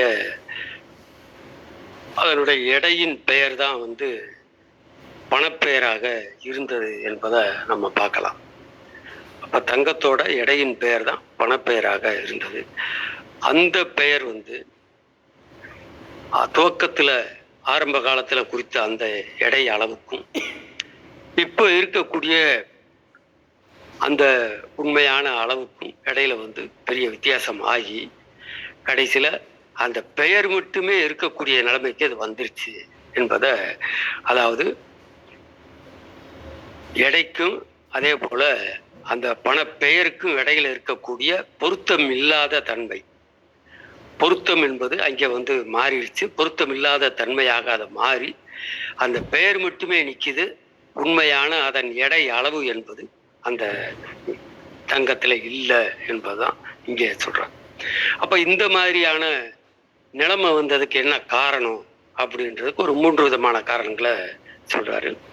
ஒன்று, முழு வளர்ச்சி அடையாத ஒரு சமூகத்துக்குள்ள, அதாவது குறிப்பாக அந்த ரோமாபுரியை தான் இங்கே உதாரணம் காட்டுறாரு. அங்கே பல்வேறு நாட்டு நாணயங்கள் வந்து அந்தந்த நாட்டுகளின் எடை பெயரோட அங்கே உள்ள போகுது. அப்போ அங்கே வந்து அந்த நாணயங்கள் வந்து அங்கே சரக்குகளாக உள்ள போகுது. அப்படி போகும்போது ரோமாபுரி நாட்டில் இருக்கக்கூடிய எடை அளவுக்கும் அந்த பெயருக்கும் உள்ளே வந்த நாணயங்களுடைய பெயருக்கும் எடைக்கும் அளவுக்கும் வித்தியாசம் இருக்கு என்ற அடிப்படையில் அது வந்து எடை பெயர் என்பது எடைக்கும் பெயருக்கும் இடையில வந்து ஒரு முரண்பாடு என்பது ஏற்படுகிறது. எடை அளவு என்பது குறைகிறது, அங்கே பெயர் மட்டுமே நிற்கிறது என்ற அடிப்படையில் அந்த முதல் காரணம் என்பது அரைகுறையான வளர்ச்சி பெற்ற சமுதாயத்துக்குள் அந்நிய பணத்தின் இறக்குமதி என்பது வந்து அது வந்து இந்த நிலைமையை மாற்றுது என்பதை பார்க்கணும். அப்போ உள்நாட்டு எடை பெயர்களும் அயல் நாட்டு எடை பெயர்களும் அங்கே வந்து ஒத்திருப்பதில்லை என்ற அடிப்படையில் அந்த பிரச்சனை வந்து அங்கே வந்துச்சு. ரெண்டாவதாக, ஒரு நாட்டுக்குள்ள அந்த நாட்டின் உற்பத்தி அதிகரிக்க செல்வம் அதிகரிக்க அந்த அதிகரித்த அளவிலான செல்வத்தை குறிக்கக்கூடிய குறைந்த எடை அளவிலான ஒரு உயர் உலோகம் என்பது தேவைப்படுது. அப்ப ஏற்கனவே அங்கே இருந்தது என்ன? செம்பு உலோகம் இருந்திருக்கு, வெள்ளி உலோகம் இருந்திருக்கு. இப்ப தங்கம் என்பது அந்த இடங்களை பணம் சரக்காக அங்கே மாறுது என்பதையும் பார்க்கும். ஆனா துவக்கத்தில் என்னவா இருந்துச்சு? செம்பின் எடை அளவு என்னவோ அந்த எடை அளவு பெயர் தான் இப்போ இருக்கக்கூடிய அந்த தங்க நாணயத்துக்கு இருக்கக்கூடிய பெயராக இருக்கு. ஆனா அந்த எடை என்பது தங்கத்துல இருக்கா அப்படின்னா இல்லை. அப்ப எடை பெயருக்கும் எடை அளவுக்கும் பெயருக்கும் இடையில் இருக்கக்கூடிய ஒரு பெரிய முரண்பாடு என்பது அங்கே வளர்ந்து வருகிறது என்பதையும் பார்க்கும். அதுக்கு குறிப்பாக உதாரணமாக பிரிட்டனை சொல்றாரு. நம்ம ஏற்கனவே அதை நம்ம பேசியிருக்கோம். பிரிட்டன்ல துவக்க காலத்துல வெள்ளி தான் வந்து அங்கே பணச்சரக்காக இருந்தது. அப்போ 1 பவுண்டு வெள்ளி, அதாவது 1 ராத்தல் வெள்ளி என்பது அங்கே வந்து ஒரு குறிப்பிட்ட அளவிலான மதிப்பை அது தெரிவிக்கக்கூடிய ஒரு பணச்சரக்காக இருந்துச்சு. அப்ப காலனி ஆதிக்க நாடுகள் இன்னும் பல்வேறு விதமான அவங்களுடைய உற்பத்தி முறையின் காரணமாக செல்வம் அதிகரிக்கும் போது அங்கே வந்து தங்கம் என்பது வெள்ளியின் இடத்தை பிடிக்குது. அப்படி பிடிக்கும் போது அந்த 1 ராத்தல் வெள்ளியின் மதிப்புக்கு சமமான தங்கம் என்ன அப்படின்னு பார்த்தா 1/15 ராத்தல் அல்லது 1/15 பவுண்டு தங்கம் என்பது 1 ராத்தல் வெள்ளியின் மதிப்புக்கு அல்லது 1 பவுண்டு வெள்ளியின் மதிப்புக்கு சமமான மதிப்பாக இருக்கு. ஆனாலும் 1/15 பவுண்டு தங்கத்தின் பெயர் என்ன? இங்க 1 பவுண்டு. இப்ப இந்த அடிப்படையில தான் இங்க வந்து இன்னும் 3 விதமான உதாரணங்களை இங்க சொல்றாரு. பவுண்ட் ஸ்காட்லாந்து ஒரு பகுதியா இருந்துச்சு. அது சேர்ந்த பிறகு பவுண்ட் ஸ்காட்லாந்துல வந்து அது அந்த இங்கிலாந்தில் சேருவதற்கு முன்னால் அதனுடைய 1 பவுண்ட் என்பது சேர்ந்த பிறகு 36 1 பங்கு எடை தான் அங்கே தங்கம் என்பது. 36 1 பங்கு எடையுள்ள தங்கத்தின் அறிக்கை 1 பவுண்டு என்று அங்கே அது வழங்கப்படுகிறது என்பதை பார்க்கும். அதே மாதிரி தான் பிரெஞ்சு நாட்டில் 74 1 பங்கு என்று அந்த லீவர் என்பது அங்கே வந்து 1 லீவர் என்பது 74 1 பங்கு எடையை கொண்டதாக அங்கே மாறுகிறது என்பதை நம்ம பார்க்குறோம். இது போன்றுதான் பல்வேறு. ஆனால் ஸ்பெயின் நாட்டில் மேரவேடி என்ற ஒரு நாணயம் அது வந்து இருக்கிறதெல்லாம் விட ரொம்ப மோசமாக 1000 1 பங்குக்கும் குறைவான அளவு கொண்டதாக இருக்கு என்பதையும் நம்ம பார்க்கலாம். இதுதான் இது வரலாற்று ரீதியாக இங்கே சொல்லக்கூடக்கூடிய விஷயமா இருக்கு. அப்போ எடையின் பெயருக்கும் எடைக்கும் இருக்கக்கூடிய ஒரு முரண்பாடு அது வளர்ந்து வெறும் எடை பெயர் மட்டுமே நிற்கக்கூடிய நிலைமையில அது இருக்கு என்பதை நம்ம பார்க்குறோம். இது இரண்டாவதான ஒரு காரணம் என்பதை சொல்றாரு. மூன்றாவதாக இங்கே அந்த நாணயத்தின், அதாவது 1 கிராம் தங்க நாணயம் அப்படின்னு நம்ம வச்சுக்கிட்டோம் அப்படின்னா, அந்த 1 கிராமில் 1 கிராம் தங்க நாணயம் தான் முதல்ல 1 கிராம் நாணயத்தின் மதிப்பாக இருந்தது. காலப்போக்கில் அது ஒரு தேய்மானம் அடையுது. அது சம்மந்தப்பட்ட விஷயங்களை அந்த உங்கள்கிட்ட பதிவு கூட, வாட்ஸ்அப்பில் பதிவுகள் கூட போட்டிருப்போம். அந்த விஷயத்துக்கு கூட இப்போ போக வேண்டியதில்லை. அதை தோழர்கள் பின்னால் கூட படித்து பாருங்க. இப்போ அதில் 1 கிராம் தங்க நாணயத்தில் சதாசிவம் சொன்னது மாதிரி 1/2 கிராம் வெள்ளியை சேர்க்குறாங்க. அப்போ அதில் என்ன இருக்குது? 1/2 கிராம் வெள்ளியும் 1/2 கிராம் தங்கமும் இருக்குது. அல்லது 1/2 கிராம் வெள்ளிக்கு பதிலாக 1/2 கிராம் செம்பை சேர்க்குறாங்க. அப்போ அதில் என்ன இருக்குது? 1/2 கிராம் தங்கமும் 1/2 கிராம் செம்பும் தான் இருக்குது. அப்போ அந்த 1 கிராம் தங்கத்தின் மதிப்பை கொண்டதாக அந்த நாணயம் இருக்கு. ஆனால் அந்த நாணயத்துக்குள்ள 1 கிராம் தங்கம் இல்லை. அப்போ இப்படியெல்லாம் அந்த பணச்சரக்கின் மதிப்பை கெடுத்து அந்த பூர்வீகமான எடை பெயர் மட்டுமே மிஞ்சுகிற அளவுக்கு அந்த கலப்படம் என்பது நிகழ்ந்தேறியது என்பதையும் தோழர் மார்த்திங்கே சுட்டி காட்டுறாரு. அப்போ எடை பெயருக்கும் அந்த எடை அளவுக்கும் இருக்கக்கூடிய அந்த வித்தியாசம் என்பது வெறும் பெயர் மட்டுமே நிற்கக்கூடிய நிலைமைக்கு அது மாறிடுச்சு. ஆக கடைசியில் அதில் தங்கமே இல்லாமல் வெறும் தங்கத்தின் பெயரால் மட்டுமே சொல்லக்கூடிய நிலைமையும் வந்துருச்சு என்பதை நம்ம பார்க்கலாம். இப்போ இதுதான் இந்த பராகிராஃபை பொறுத்த வரைக்கும் நம்ம சொல்ல வேண்டியது. தொழில் ஏதாவது டவுட் இருந்துச்சுன்னா தொழில் கேட்கலாம். நன்றி. தோழர்களுக்கு கேள்விகள் கருத்துக்கள் ஏதாவது இருக்குங்களா? தோழர், உங்களுக்கு ஆன்லைனில் யாருக்காவது கேள்விகள் இருக்குங்களா?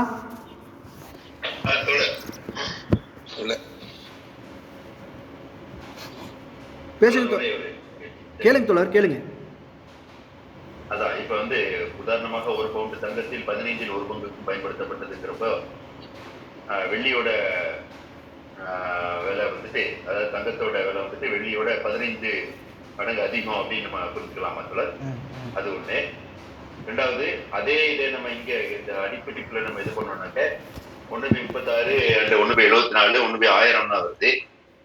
அப்போ அந்த மாதிரி ஏதாவது ஒரு இதுல இதுக்கு ரெண்டுக்கும் கனெக்ஷன் இருக்கா? இல்லைன்னா இது ஒன்லி எடையை மட்டும்தான் அவங்க சொல்லிட்டு போறாங்களா கீழே அந்த அடிக்கிறீங்கள? இந்த 1:15 நம்ம படிச்சோம். வெள்ளியோட விலையோட தங்கத்தோட விலை 10 to 15 மடங்கு வரைக்கும் ஜாஸ்தியா இருக்கிறதுனால அவங்க அதை அந்த ரேஷியோ அவங்க ஃபாலோ பண்ணிட்டாங்கிறத புரிஞ்சுக்கிறோம். இங்க கீழே அடிக்குறிக்குள்ள 1/36 1/74 1/1000 இருக்கு. அது எடையை சொல்லுதா? இல்லைன்னாக்க அவங்க யூஸ் பண்ண அந்த காயினோட எடையை மட்டும் சொல்லுதா? இல்லைன்னா அந்த மதிப்புலயே அவ்வளவு வித்தியாசம் இருந்துக்குதா அந்த வெள்ளிக்கும் தங்கத்துக்கும்?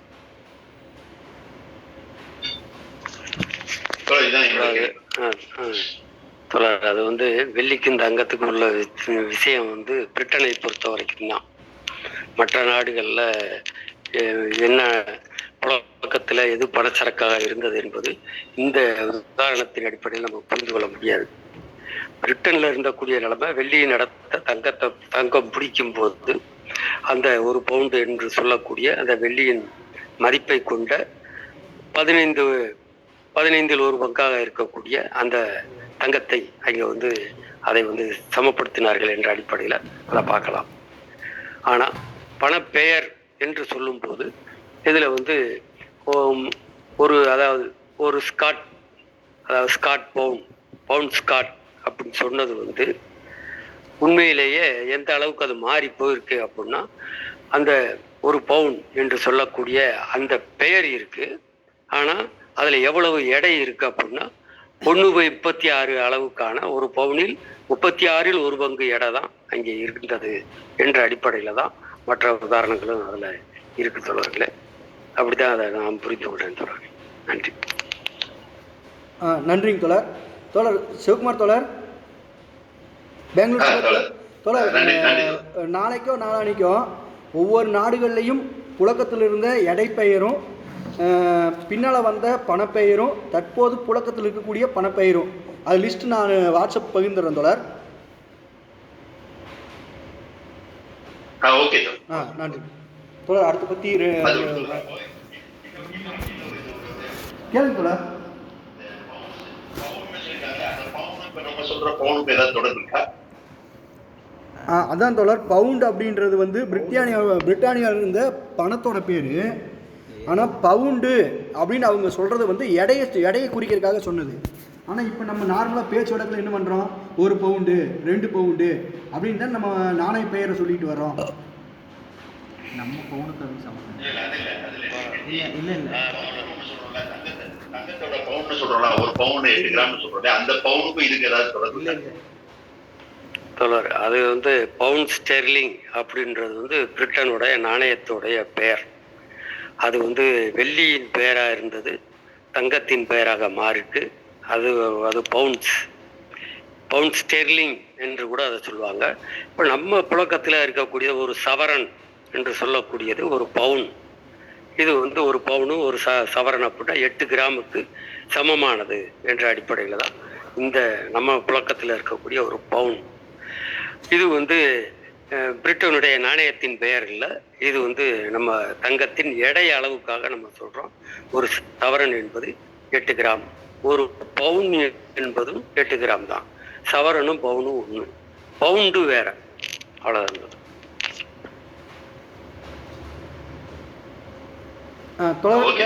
வேற ஏதாவது கேள்வி இருக்குங்களா? அடுத்த 2 பற்றி வாசிக்கிறேன். எடை பெயரிலிருந்து பணப்பெயர் விலகி பிரிவது மேற்கூறிய வரலாற்று காரணங்களால் சமுதாயத்தில் நிலை பெற்ற பழக்கமாக்கி விடுகிறது. பணத்தின் நியமம் ஒருபுறம் முற்றிலும் மரபு ஒழுங்கு வழிபட்டதாகும் என்பதாலும், மறுபுறம் பொதுவான ஏற்புடையதாக வேண்டும் என்பதாலும் அது முடிவில் சட்டத்தால் ஒழுங்கு செய்யப்படுகிறது. உயர்நிலை உலோகங்களில் ஒன்றின் குறிப்பிட்ட எடை, உதாரணமாக 1 அவுன்ஸ் தங்கம், ஈவு பகுதிகளாக அதிகாரப்பூர்வமாக பிரிக்கப்பட்டு அவற்றுக்கு பவுண்ட், டாலர் போன்ற பெயர்கள் சட்டப்பூர்வமாக சூட்டப்படுகின்றன. அது முதல் பணத்தின் அலகுகளாக பயன்படுகிற இந்த ஈவு பகுதிகள் வேறு ஈவு பகுதிகளாக பகுக்கப்பட்டு அந்த உட்பிரிவுகளுக்கு ஷில்லிங், பென்னி போன்ற பெயர்கள் சட்டப்பூர்வமாக சூட்டப்படுகின்றன. ஆனால் இந்த பிரிவினைகள் செய்யப்படுவதற்கு முன்னரும் சரி பின்னரும் சரி உலோகத்தின் ஒரு திட்டமான எடையே உலோக பணத்தின் நியமமாக இருக்க காண்கிறோம். செய்யப்பட்ட மாற்றமெல்லாம் உட்பிரிவுகளாக பகுத்தும் அவற்றுக்கு பெயர் சூட்டியதும் தான்.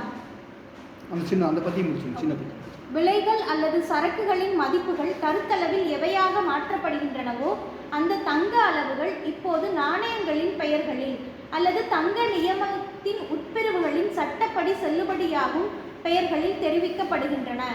எனவே 1 குவார்ட்டர் கோதுமையின் பெருமானம் 1 அவுன்ஸ் தங்கம் என்று சொல்லுவதற்கு பதிலாக அதன் பெருமானம் பவுண்ட் 3 பவுண்ட் 17 ஷில்லிங் 10 பென்னி என்று சொல்கிறோம். இந்த விதத்தில் சரக்குகள் தமது விலைகளை கொண்டு தமது பெருமானத்தை தெரிவிக்கின்றன. ஒரு பண்டத்தின் மதிப்பை பண வடிவத்தில் நிர்ணயிக்க வேண்டியுள்ள போதெல்லாம் பணம் கணக்கீட்டு பணமாக மணி ஆஃப் அக்கவுண்ட் பயன்படுகிறது. 67 ஆங்கிலேய பண நியமத்தின் அலகாக இருக்கும் 1 பவுண்ட் ஸ்டெர்லிங் இப்போதெல்லாம் சுமார் 1/4 அவுன்ஸ் தங்கத்துக்கே சமமாக இருக்கிறதென்ற அபத்தம் பற்றி நன்கு தெரிந்த சொற்கள் என்ற தமது நூலில் டேவிட் அர்காட் குறிப்பிடுகிறார். இது ஒரு அளவையை பொய்யாக்குவதாகும், ஒரு நியமத்தை நிறுவுவதாகாது. தங்க எடையின் இந்த பொய்யான நமகரணத்தில் மற்ற ஒவ்வொன்றிலும் போலவே நாகரிகத்தின் ஏமாற்று வேலையை அவர் பார்க்கிறார். 68 கிரேக்கர்கள் என்ன காரியங்களுக்காக பணத்தை பயன்படுத்துகின்றனர் என்று அனாக்கர்ஸிடம் கேட்டபோது அவர் சொன்ன பதில் கணக்கிடுவதற்காக.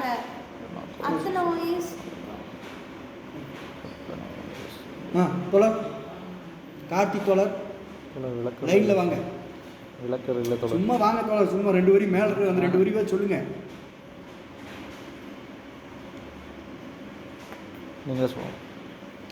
அதான் இப்போ இவ்வளோ நேரம் நம்ம பேசிகிட்டு இருந்தது இங்கே என்ன சொல்கிறாரு, இடப்பெயரில் ஒவ்வொரு பக்கமும் இடப்பெயர் இருக்குது, அதே வந்து பணப்பெயராக வருது. அதே இன்னும் உயிர்நிலை உலோகமாக இருக்கிற தங்கத்தோட பணப்பெயராக வந்துருச்சு. வந்தாலுமே அங்கே சிக்கல் உருவாகுது இல்லைங்க. ஏன்னா வெள்ளிக்கு உபயோகப்படுத்துறது வருது அப்படின்ற போது சட்டம் போட்டு அதையே நிர்ணயம் பண்ணுறாங்க. இல்லை நாங்கள் சொல்கிறோம் ஏற்றுக்குங்க அப்படின்னு அரசு இப்போ வெறும் காகிதத்தை நம்மளுக்கு கொடுத்து அதில் 200 ஒரு நம்பரை போட்டு இது நான் கொடுக்குறேன், இது 200 நீங்கள் ஏற்றுக்குங்க அப்படின்னு சொல்கிறாங்கல்ல. இப்போ நம்ம அது 200 தான் நம்ம பயன்படுத்துகிறோம், ஒரே நேரத்தில் செல்லாதுன்னு அவங்க அறிவிக்கிறாங்கல்ல. அதை தான் இங்கே அவர் சொல்கிறார், சட்டப்பூர்வமாக அதை வந்து சட்டப்பூர்வமாக தீர்மானிக்கிறாங்க. அப்போ இன்னொன்று பார்க்குறோம், ஒரு பவுன் தங்கம் இருக்குது. இப்போ ஒரு பவுன் தங்கத்துக்கு நம்ம 8 கிராம்ன்ற ஒரு இடத்துக்கு வந்துட்டோம். நம்ம 8 கிராமை 4 கிராமாக பிரிக்கிறது, 2 கிராமை பிரிக்கிறது, 1 கிராமை பிரிக்கிறது, 1 கிராமில் அரை கிராமை பிரிக்கிறது, அரை கிராமில் இவ்வளோ மில்லி கிராமாக பிரிக்கிறது அப்படின்னு பிரிக்கிறதுக்கு ஒவ்வொரு கூறுகளுக்கும் ஒவ்வொரு பேர் வைக்க ஆரம்பிக்கும். இப்போ 4 கிராம் அப்படின்றத வந்து அதுக்கு ஒரு பேர், 2 கிராமுக்கு அதுக்கு ஒரு பேர், அரை கிராமுக்கு அதுக்கு 1 கிராமுக்கு அதுக்கு ஒரு பேருன்னு ஒவ்வொரு குறிப்பிட்ட பேர்களை வச்சு பணப்பேரை மாற்றிட்டே வர்றாங்க. இப்போ நம்ம நேரடியாக பணத்துக்கு வந்துட்டோம். இப்போ இதுதான் தங்கத்தை வச்சு அந்த தங்கத்தை கூறுகளாக பிரித்து அந்த ஈவு பகுதிகளுக்கு வெவ்வேறு பேரை வச்சுட்டோம். இப்போ நேராக நம்ம பணத்துக்கிட்ட வந்தாச்சு. இப்போ நம்மளுக்கு புழக்கத்தில் பண நோட்டு தான் இருக்குது. அப்போ பண நோட்டையை தங்கத்தோட மதிப்புக்காக கொடுக்குறோம். அப்படிங்கும்போது இப்போ ஒரு இருந்தா அதை மட்டும் பார்த்துக்கிறேன். இப்போ ஒரு குவார்டர் கோதுமை, இப்போ 1 கிலோ கோதுமை, அப்போ 1 கிலோ கோதுமைக்கு 3 பவுண்டு ரூபாய் நோட்டு. இப்போ தங்கத்தோட அளவில் பார்த்தோம்னா அரை கிராம் தங்கம் தான் ஆகுது அப்படின்னா அந்த அரை கிராம் தங்கத்துக்கான பண மதிப்பு 3 பவுண்டு. அதே மாதிரி 1 கிலோ கோதுமைக்கு அரை கிராம் தங்கத்தை விட இன்னும் 1/4 கிராம் தங்கம் தான் வேணும். அப்படிங்கும்போது அதுக்கு 17 சில்லிங்கு. அப்போ அந்த 1 கிராம் தங்கம் தான் வேணும். அப்படிங்கும்போது அதுக்கு பணப்பெயர் வந்து 10 பென்னி அப்படின்னு பணப்பெயர்கள் மாறுது. அந்த ஈவு பகுதிகளுக்கான பெயர்கள் வந்து பணப்பெயர்களாக பண நோட்டுகளாக வரும்போது பெயர்களாக மாறுது. பென்னி, சில்லிங்கி, பவுண்டு அப்படின்ற மாதிரி பெயர்களாக வருது. அதுதான் இங்கே அவர் சொல்ல வர்றாரு. அப்போ பண வடிவம் அப்படின்றது அது ஒரு கருத்தளவிலான ஒரு படமாக தான் நம்ம பார்க்குறோம். எங்கேயுமே வந்து பணத்தை வந்து இப்போ இந்த சேருக்கு 500 ரூபா அப்படின்னா நம்ம 500 நோட் எடுத்து காமிக்க வேண்டிய அவசியம் இல்லை. வெறும் வாய் வார்த்தையாக 500 ரூபான்ற அந்த பணத்தை சொன்னால் போதும். அது வெறும் வார்த்தை தானே, அது கருத்தளவில் சொன்னால் போதும். அப்படி தான் எல்லா காலத்துலையுமே வந்து விலை வடிவம்னு வரும்போதே அது கருத்தளவிலான பணமாக தான் இருக்குது. இப்போ இதை வந்து கொஞ்சம் வளர்ச்சி அடைஞ்சு இதை வந்து ஒரு ஆய்வு பண்ணுறாரு. யார்? டேவிட் அக்கார்டு அப்படின்ற ஒரு ஆய்வு பண்ணி அவர் ஒரு புத்தகம் எழுதுறாரு. இது என்னையா நீ பணம் பேர் இது ஒன்று இருக்குது, ஆனால் எடை பேர் ஒன்றா இருக்குது. எடை கம்மியாக ஒன்று அது சொல்கிறத விட எடை கம்மியாக இருக்குது. ஆனால் நீ அதிகமாக பணப்பெயரை சொல்கிற, தங்கத்தோட அளவை சொல்கிற, இது ஏமாற்று வேலையாக இருக்குது அப்படின்ற மாதிரி அவர் சொல்கிறார். அதையை வந்து எடுத்துக்காட்டாக சொல்கிறார். என்னென்னா எடைப்பெயரும் பணப்பெயரும் மாறி மாறி வந்ததுக்கான காரணத்தையும் அதை ஆய்வு பண்ணவரையும் போட்டிருக்காங்க.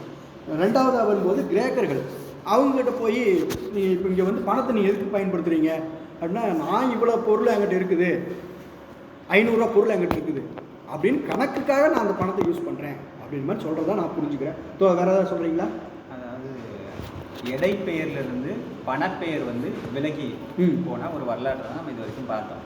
எடையோட பெயராக இருந்துச்சு, அது எப்படி வந்து ஒரு பணப்பெயருக்காக மாற்றமடையுது அப்படிங்கிற வரலாற்றை நீங்கள் பார்க்கும்போது பணத்தின் நியமம் ஒரு புறம் முற்றிலும், அதாவது இப்படி மரபு வழியாக ஒவ்வொரு இதுக்கு முன்னாடி எந்தெந்த 3 விஷயங்கள் சொல்லப்பட்டுச்சு இல்லையா, வெளியிலேருந்து வந்த அந்நிய உலோகங்களால் மாற்றம் ஏற்பட்டிருக்கு, இல்லை உள்ளே நடந்த விஷயங்களால் மாற்றம் ஏற்பட்டுருது, இல்லைனா கலப்படங்களால் வெவ்வேறு உலோகங்கள் கலப்படப்பட்டு அதுக்கு ஒரு பெயர், அதே பெயரே வந்து வெள்ளிக்கு என்ன குறிக்கப்பட்டுச்சோ ஆனால் வெள்ளியும் செம்பும் கலந்த உலகத்துக்கு அந்த பெயர் குறிக்கப்பட்டுச்சு.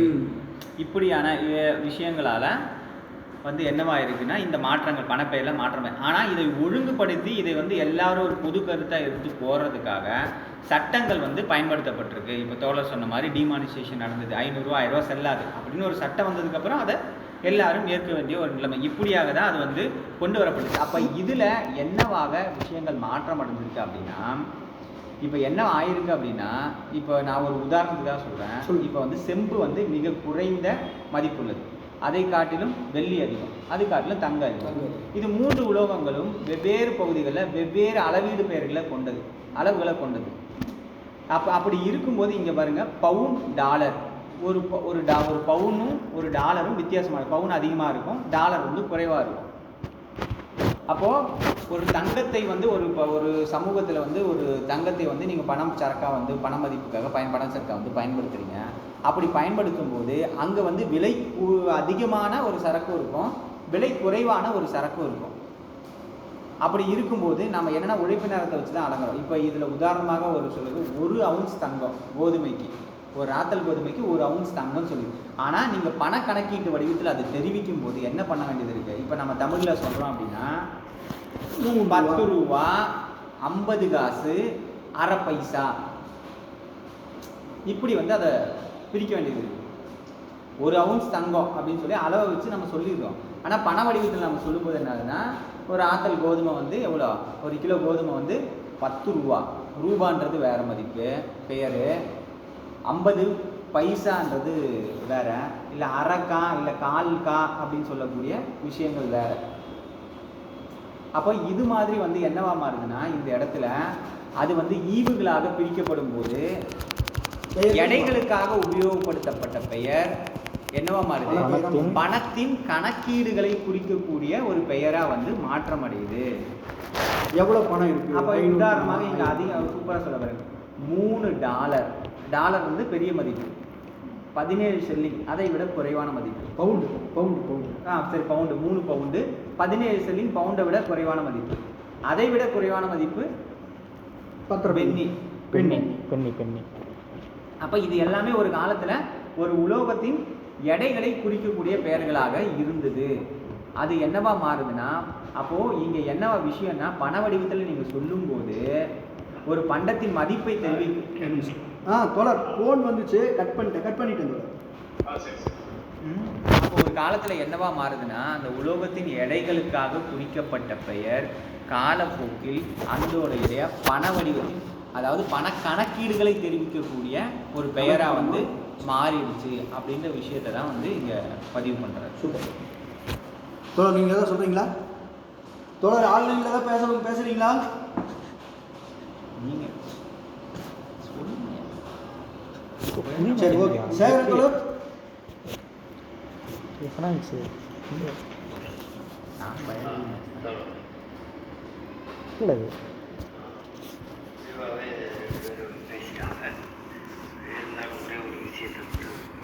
சொல்ல வேண்டியிருக்கு. இதில் வந்து துவக்கத்தில் 1 ounce தங்கம் அதனுடைய மதிப்பு என்ன, பணப்பெயரில் சொன்னீங்கன்னா அதோட மதிப்பு என்னன்னா 3 பவுண்டு 17 ஷில்லிங் 10 பென்னி சொல்லியிருக்கக்கூடிய உதாரணம்.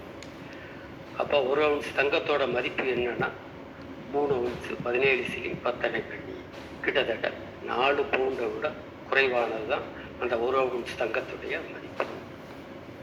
இப்போ இந்த 1 ounce தங்கத்தின் மதிப்பு இந்த 3 பவுண்ட் 17 ஷில்லிங் 10 பென்னி இவற்றின் கூட்டு மதிப்பு சமம். அப்போ இதுதான் வந்து 1 ounce தங்கத்துடைய மதிப்பாக இருக்கு. இப்போ நம்ம ஒரு 100 கிலோ காப்பி கொட்டையை நம்ம வைக்கிறோம். 100 கிலோ காப்பி கொட்டைக்கு மதிப்பு என்ன அப்படின்னா 1 ounce தங்கத்தின் மதிப்பை அது கொண்டதாக இருக்கு. அதை பணத்தின் பெயரால் அதை சொல்லும்போது அது 3 பவுண்டு 17 ஷில்லிங் 10 பென்னி என்ற கூட்டு மதிப்புக்கு அது இருக்கு. அப்போ அதில் வந்து பாதியான காப்பி கொட்டை, இப்போ வந்து 100 கிலோ காப்பி கொட்டையோட மதிப்பு அதுன்னு சொல்லிட்டோம். அப்போ 50 கிலோ காப்பி கொட்டையோட மதிப்பு என்ன, விலை என்ன அப்படின்னா இந்த 3 பவுண்டு 17 ஷில்லிங் 10 பென்னீர் பாதி. அப்போ அது என்ன வருது, 17 ஷில்லிங்கிறது வந்து 20 ஷில்லிங்கிறது வந்து 1 பவுண்டு, 12 பென்னின்றது 1 ஷில்லிங். அப்போ நம்ம கணக்கு போட்டு அதை பார்த்துக்கலாம். அப்போ இங்கே வந்து என்ன படிநிலையில் அவற்றின் மதிப்புகள் என்பது எப்படி தீர்மானிக்கப்பட்டிருக்கு? 12 பென்னி என்பது 1 ஷில்லிங், 20 ஷில்லிங் என்பது 1 பவுண்டு. அப்போ இந்த 3 இதை மொத்தமாக அதை எல்லாத்தையும் பென்னிக்கு நம்ம மாற்ற முடியும். அப்போ இப்படி நம்ம அதனுடைய மதிப்புகளை நம்ம அதை கணக்கிட்டுக் கொள்வதற்காக வைத்திருக்கக்கூடிய அந்த அமைப்பு முறை தான் அங்கே வந்து விலை வடிவமாக அங்கே இருக்கு என்பதை நம்ம பார்க்கணும். அப்போ இந்த விலை வடிவம் என்பது எப்படி வந்தது அப்படின்னா, ஏற்கனவே நடைமுறையில் இருக்கக்கூடிய அந்த மரபு ரீதியாக தொடர்ந்து காலங்காலமாக பயன்படுத்தி கொண்டு வந்த அந்த மரபு ரீதியான விஷயங்களாக அது இருக்கு. அப்போ அதை ஒழுங்குபடுத்தணும். இப்போ ஒழுங்குபடுத்துவதற்காக சட்ட ரீதியாக அந்த மரபை சட்டமாக மாற்றுவது என்ற அடிப்படையில் அதன் பெயர்கள் என்பது சட்டப்பூர்வமாக சூட்டப்படுகிறது என்பதை பார்க்கணும். இங்கே நம்ம என்ன பார்க்குறோம் அப்படின்னா, பெயர்கள் தான் சட்டப்பூர்வமாக சூட்டப்படுகிறது என்பதை நம்ம பார்க்கலாம். இங்கே சில்லிங், பென்னி என்ற பெயர்கள் சட்டப்பூர்வமாக அவற்றின் ஈவுகளுக்கு, தங்கத்தின் எடை பகுதியின் ஈவுகளுக்கு அவை பெயர் சூட்டப்படுகின்றன. இந்த பெயரால் தான் அவற்றின் விலைகளும் அவைக்கு தெரிவிக்கப்படுகின்றன என்பதையும் நம்ம பார்க்கணும். ஆக இங்கே ஒரு ounce தங்கத்தின் மதிப்புக்கு ஈடான விலை அல்லது ஈடான பண மதிப்பு அப்படின்னு பார்த்தோம் அப்படின்னா 3 பவுன் 17 சில்லி 10.5 பென்னி என்பது அந்த ஒரு ounce தங்கத்தின் மதிப்பை அது தெரிவிக்கின்ற அடிப்படையில் தான், அந்த அடிப்படையில் தான் அது கணக்கீட்டு பணமாக அங்கு வருகிறது பார்க்கணும். அப்போ இதற்கு இருக்கக்கூடிய உட்பிரிவுகள் என்பவை நம்ம மனிதர்கள் தாங்களாக அங்கே அரசின் அதிகாரத்தோடு அவை செய்யப்பட்டது. 12 பென்னி என்பது ஒரு சில்லிங் என்று சொன்னது யாரு? அரசாங்கம் தான் சொல்லுச்சு. அப்போ 20 சில்லிங் என்பது ஒரு பவுண்ட் என்று சொன்னது யாரு? அதுவும் அரசாங்கம் தான் சொல்லுச்சு. அப்போ இந்த அடிப்படையில் தான் இந்த பணப்பெயர் என்பது இங்கே விலையின் வடிவமாக இங்கே மாறுகிறது என்பதையும் நம்ம பார்க்கலாம். இது வேறு ஏதாவது டவுட் இருந்துச்சுன்னா அதை கேட்கலாம், இல்லைன்னா நம்ம மேலே போகலாம். தோழர்களுக்கு ஏதாவது கேள்விகள் கருத்துக்கள் இருக்குங்களா? அடுத்து போயிடலாங்களா? அடுத்த பற்றி வாசிக்கிட்டுங்களா? இப்போ நானே வாசிக்கிறேன். ஒன்றின் பெயர் அதன் பண்புகளிலிருந்து வேறானதாகவும் ஒரு மனிதனின் பெயர் ஜேக்கப் என்பதை தெரிந்து கொள்வதன் மூலம் நான் அந்த மனிதனை பற்றி தெரிந்து கொள்வது ஒன்றுமில்லை. அதே விதத்தில் பணத்தை பொறுத்தவரை பவுன், டாலர், பிராங்க், துக்காட் இன்னும் பிற பெயர்களில் மதிப்புறவின் சுவடு கூட மறைந்து விடுகிறது. சரக்குகளின் மதிப்புகளையும் அதே நேரத்தில் பணத்தின் நியமமாக உள்ள உலோக எடையின் ஈவு பகுதிகளையும் ஆக இரண்டையுமே இந்த பணப்பெயர்கள் தெரிவிக்கின்றன என்பதால் இந்த மாயமான சின்னங்களுக்கு இரகசிய அர்த்தம் கற்பிப்பதன் மூலம் ஏற்படும் குழப்பம் மேலும் அதிகரிக்கிறது. மறுபுறம் மதிப்பானது சரக்குகளின் பல திறப்பட்ட தசை உருவங்களிலிருந்து வேறுபட்டு விளக்க வேண்டுமானால் அது மானசீகமல்லாத இந்த பொருளாதார வடிவத்தை, ஆனால் அதே நேரத்தில் முற்றிலும் சமூக வழிபட்டதாகிய இந்த வடிவத்தை மேற்கொள்வது அத்தியாவசியமாகும். அடிக்குறிப்பு 69. பணம் விலையின் நியமமாக பயன்படும் போது சரக்குகளின் விலைகள் சூட்டிக்கொள்கின்ற அதே கணக்கீட்டு பெயர்களை சூட்டிக்கொள்கின்றன. அதனால் 3 பவுண்ட் 17 சில்லிங் 10.5 பென்னி என்ற தொகை ஒரு புறம் தங்கத்தின் ஒரு அவுன்ஸ் எடையையும் மறுபுறம் 1 டன் இரும்பின் மதிப்பையும் குறிக்கலாம் என்ற உண்மையின் காரணத்தால் பணத்தின் இந்த கணக்கீட்டு பெயர் அதன் நாணயச்சாலை விலை என்று அழைக்கப்படுகிறது. நாணயச்சாலை விலை என்று அழைக்கப்படுகிறது. தங்கத்தின் மதிப்பு அதன் சொந்த பொருளிலேயே மதிப்பிடப்படுகிறது. மற்ற எல்லா சரக்குகளையும் போல் அல்லாமல் அதன் விலை அரசால் நிர்ணயிக்கப்படுகிறது என்ற வியக்கத்தக்க கருத்து இதிலிருந்து பிறந்தது. தங்கத்தின் திட்டமான எடைகளுக்கு கணக்கீட்டு பெயர்களை வழங்குவதும் அந்த எடைகளின் மதிப்பை நிர்ணயிப்பதும் ஒன்றே என்று தவறாக கருதப்பட்டது. கார்ல் மார்க்ஸ் முன்வந்தது பக்கம் 52. அடிக்குறிப்பு 70. பார்க்கவும் அரசியல் பொருளாதார விமர்சனத்திற்கு ஒரு பங்களிப்பு நூலில் பண நியமம் பற்றிய தத்துவம் பக்கம் 53 முதலானவை. தங்கம் அல்லது வெள்ளியின் அதிகமான அல்லது குறைந்த எடைகளுக்கு அந்த உலோகங்களின் நிர்ணயிக்கப்பட்ட எடைகளுக்கு என முன்பே சட்டப்படி ஒதுக்கப்பட்ட பெயர்களை மாற்றுவதன் மூலம் பணத்தின் நாணயச்சாலை விலையை கூட்டலாம் அல்லது குறைக்கலாம் என்ற கருத்துக்கள் அதிவினோதமானவை. இந்த அதிவினோதமான கற்பனைகளை குறைத்தது பொது, தனியார் இருவகையைச் சேர்ந்த கடன் கொடுப்போருக்கு எதிரான அலங்கோலமான நிதி நடவடிக்கைகளன்றி மோசடியான பொருளாதார பரிகாரங்களை நோக்கமாக கொண்ட இடங்களில் வில்லியம் பெட்டி பணம் சம்பந்தமாக நியமங்கள் ஹாலிபார்க்கை சேர்ந்த மார்க்ஸ் வீஸ் பிரபுவுக்கு 1632 என்ற தமது நூலில் 1682 என்ற தமது நூலில் விரிவாக விளக்கியுள்ளார். எந்த அளவுக்கென்றால் அடுத்து அவரை பின்பற்றியவர்களான சர் டட்லி நார்த்தும் ஜான் லாக்கும் கூட பின்னால் வந்தவர்களை பற்றி சொல்லவே வேண்டியதில்லை. அவர் கூறியதை சாரம் குறைந்த சொற்களில் திருப்பி சொல்லவே முடிந்தது. அவர் குறிப்பிடுகிறார், நாட்டின் செல்வத்தை ஒரு பிரகடனத்தின் மூலம் 10 மடங்காக்க முடியும் என்றால் நமது ஆளுநர்கள் இப்படிப்பட்ட பிரகடனங்களை நெடுங்காலத்துக்கு முன்பே விடுக்கவில்லை என்பது விபரீதமே. முன்வந்தது பக்கம் 36.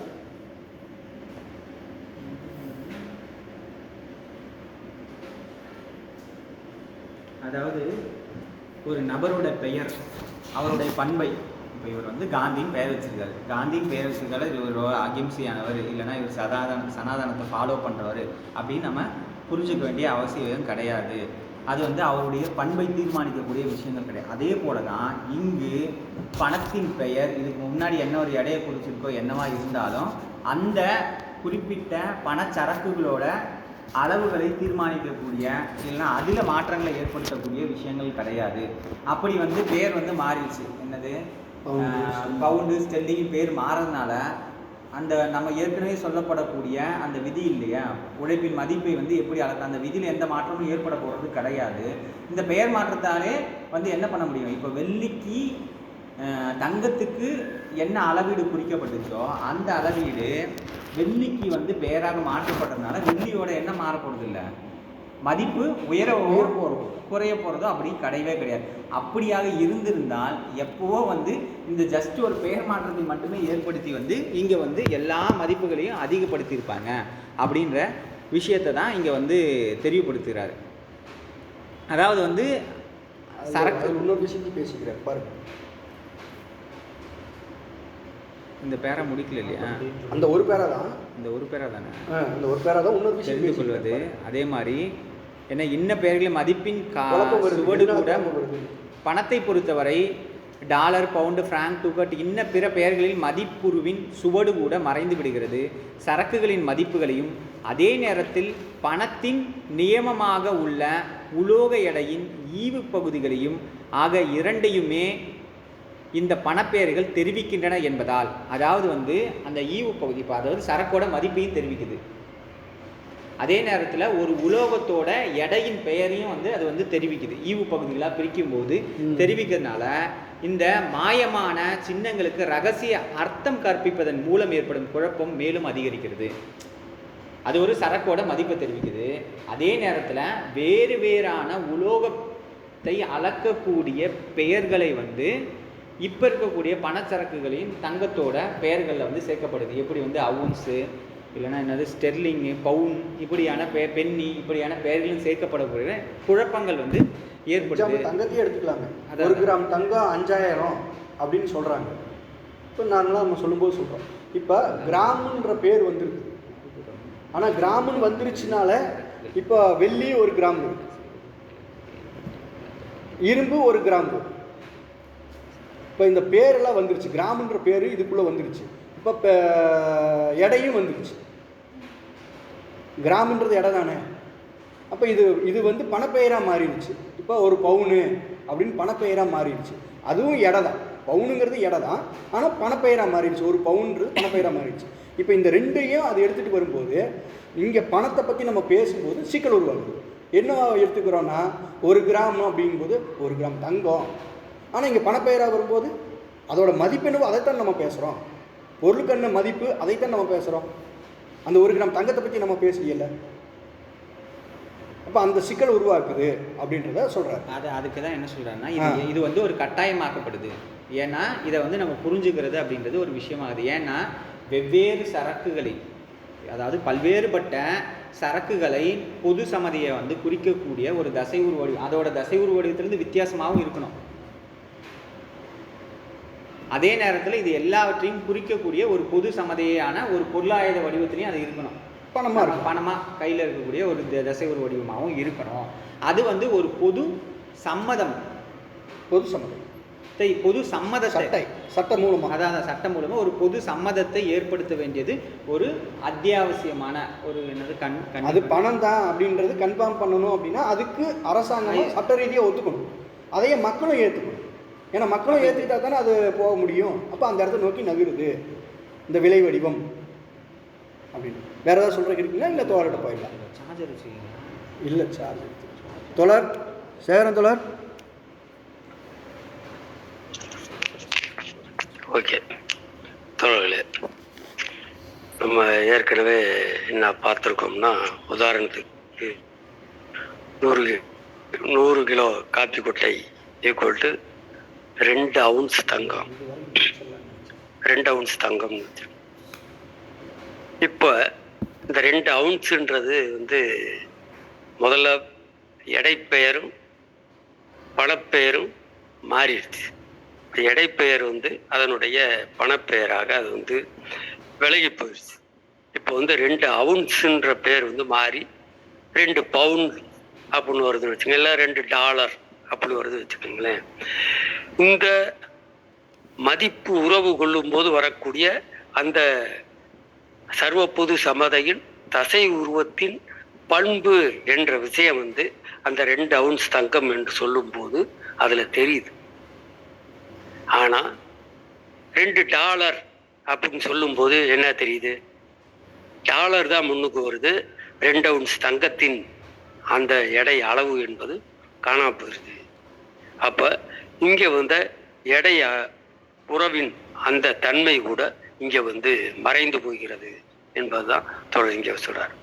ஆக சரக்குகளின் மதிப்புகளையும் அதே நேரத்தில் பணத்தின் நியமமாகவும் இல்லை உலோக எடையின் ஈவு பகுதிகளையும், ஆக இந்த ரெண்டையுமே இந்த பணப்பெயர்கள் தெரிவிக்குது. அப்படி பணப்பெயர் மூலமாக நாம் தெரிந்து கொள்வதன் மூலமாக எது ரெண்டும் மறைந்து விடுகிறது? சரக்குகளின் மதிப்பும் மறைந்து விடுகிறது, அதே நேரத்தில் பணத்தின் நியமமாக உள்ள அதன் எடையின் ஈவு பகுதியும் நம்ம கண்ணை விட்டு மறைஞ்சிருது. ஆக இங்க நிற்கிறது என்ன? ரூபாய், டாலர், அதே போல பிராங்கு, பவுனு, டுக்காட், மார்க்கு, இது மாதிரியான அந்த பெயர்கள் மட்டுமே அங்கே நிற்குது என்ற அடிப்படையில் அவை இன்னும் ஒரு பூடகமானதாக அது வந்து மாறிவிடுகிறது என்பதை பார்க்குறோம். அப்போ இந்த பணத்தின் பெயர் என்பது வந்து உண்மையான அந்த சரக்குகளின் இடையில் இருக்கக்கூடிய சர்வ பொது சமதையான அந்த தங்கத்துக்கும் அந்த சரக்குகளின் மதிப்புக்கும் இடையில் இருக்கக்கூடிய அந்த இடை உறவை அது சுத்தமாக மறைத்து விடுகிறது என்பதுதான் தோழர் இங்கே குறிப்பிட்டு சொல்றார். அப்ப இந்த மாயமான சின்னங்கள் என்று சொல்றார். மாயமான சின்னம்னா அந்த பவுண்ட், டாலர், பிராங்க், டுக்காட், ரூபாய், இது பூராமே மாயமான சின்னங்களாக அங்கே இருக்கு. அவற்றுக்கு ரகசிய அர்த்தம் வந்து கற்பிப்பதன் மூலமாக குழப்பம் வந்து மேலிடுகிறது என்பதையும் தோழர் இங்கே குறிப்பிட்டு சொல்றார். அப்ப இன்னொரு பக்கம் மதிப்பு என்பது பல சரக்குகளின் தசை உருவங்களிலிருந்து வேறுபட்டு நமக்கு தெரியணும், வேறுபட்டு விளங்கணும். அப்படின்னா நமக்கு என்ன தேவை? சர்வ பொது சமதையின் தசை உருவம் இருக்கணும். அப்ப அது அந்த தசை உருவம் மானசீகம் இல்லாத இந்த பொருளாதார வடிவத்தை, இந்த பணம் அல்லது டாலர், பிராங்கு, டுக்காட்டு, ரூபாய், இந்த வடிவத்தை மேற்கொள்வது என்பதும் அவசியமானது என்பது தான் தோழர் இங்கே சொல்றேன். அப்ப நம்ம ஏற்கனவே என்ன பார்த்துருக்கோம்னா, 2 சரக்குகளுக்கு இடையில் இருக்கக்கூடிய உறவு என்பது பரிவர்த்தனை மதிப்பை தெரிவிக்குது. அந்த பரிவர்த்தனை மதிப்பு சமதை வடிவத்தின் மூலமாக, சமதை வடிவத்தின் தசை உருவத்தின் மூலமாக தெரிய வருகிறது.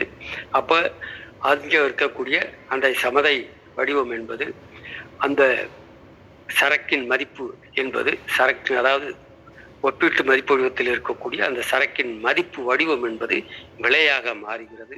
அந்த விலை என்பது முதலில் தங்கத்தின் எடைப்பெயரால் தெரிவிக்கப்பட்டது. பிறகு அந்த எடைப்பெயருக்கும் அதன் அளவு எடைக்கும் இருக்கக்கூடிய அந்த முரண்பாட்டின் காரணமாக பெயர் மட்டுமே மிஞ்சுகிறது. அந்த பெயரும் உட்பிரிவுகளால் வேறு வேறு பெயர்களால் அங்கு தீர்மானிக்கப்படுகிறது, வழக்கில் நிறுத்தப்படுகிறது. இந்த நிலைமை என்பது அவற்றின் இடையில் இருக்கக்கூடிய உறவுகளை மறைக்கிறது என்பதை நம்ம பார்க்குறோம்.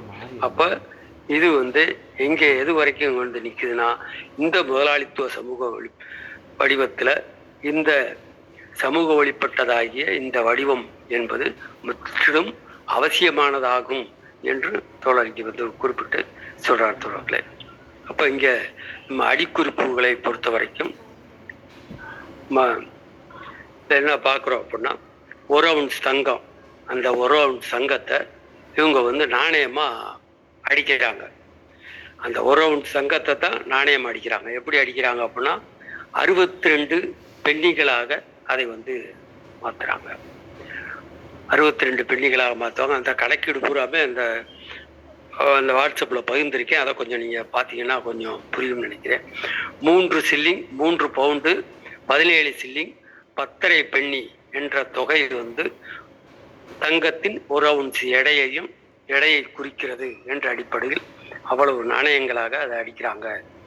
அப்போ 62 பென்னி என்ற அடிப்படையில் அது 62 பென்னி அடிக்கப்படுகிறது. அல்லது அங்கே அதாவது குறைந்தபட்சமாக அடிப்படையான அளவாக அந்த 62 பென்னி என்பது அடிக்கப்படுகிறது என்பதை பார்க்குறோம். அப்போ இங்கே அந்த நாணயச்சாலை மதிப்பு என்பது 1 ounce தங்கத்துக்கு 1 ounce தங்கத்தின் பெருமானம் உள்ள நாணயங்களாக அடிக்கப்படுகிறது என்பதை நம்ம பார்க்குறோம். அப்போ இது இதன் பெயர்கள் அரசாங்கத்தால் தீர்மானிக்கப்படுகிறது. அப்போ அரசாங்கத்தால் என்ன பெயர் தீர்மானிக்கப்படுகிறது? பென்னி என்றும், சில்லிங் என்றும், பவுண்ட் ஸ்டெர்லிங் என்றும் அங்கே தீர்மானிக்கப்படுது. அப்போ இதை என்ன சொல்கிறாங்க அப்படின்னா, மற்றவர்கள் பார்க்கும்போது அது பார்வைக்கு இப்படி தென்படுகிற காரணத்தினால இது நாணயச்சாலை விலை என்று அதை சொல்கிறாங்க. அப்போ அந்த நாணயச்சாலை விலை என்று சொல்வதன் மூலமாக 1 ounce தங்கத்தின் மதிப்பை நாணயச்சாலை விலையாக அந்த அரசாங்கம்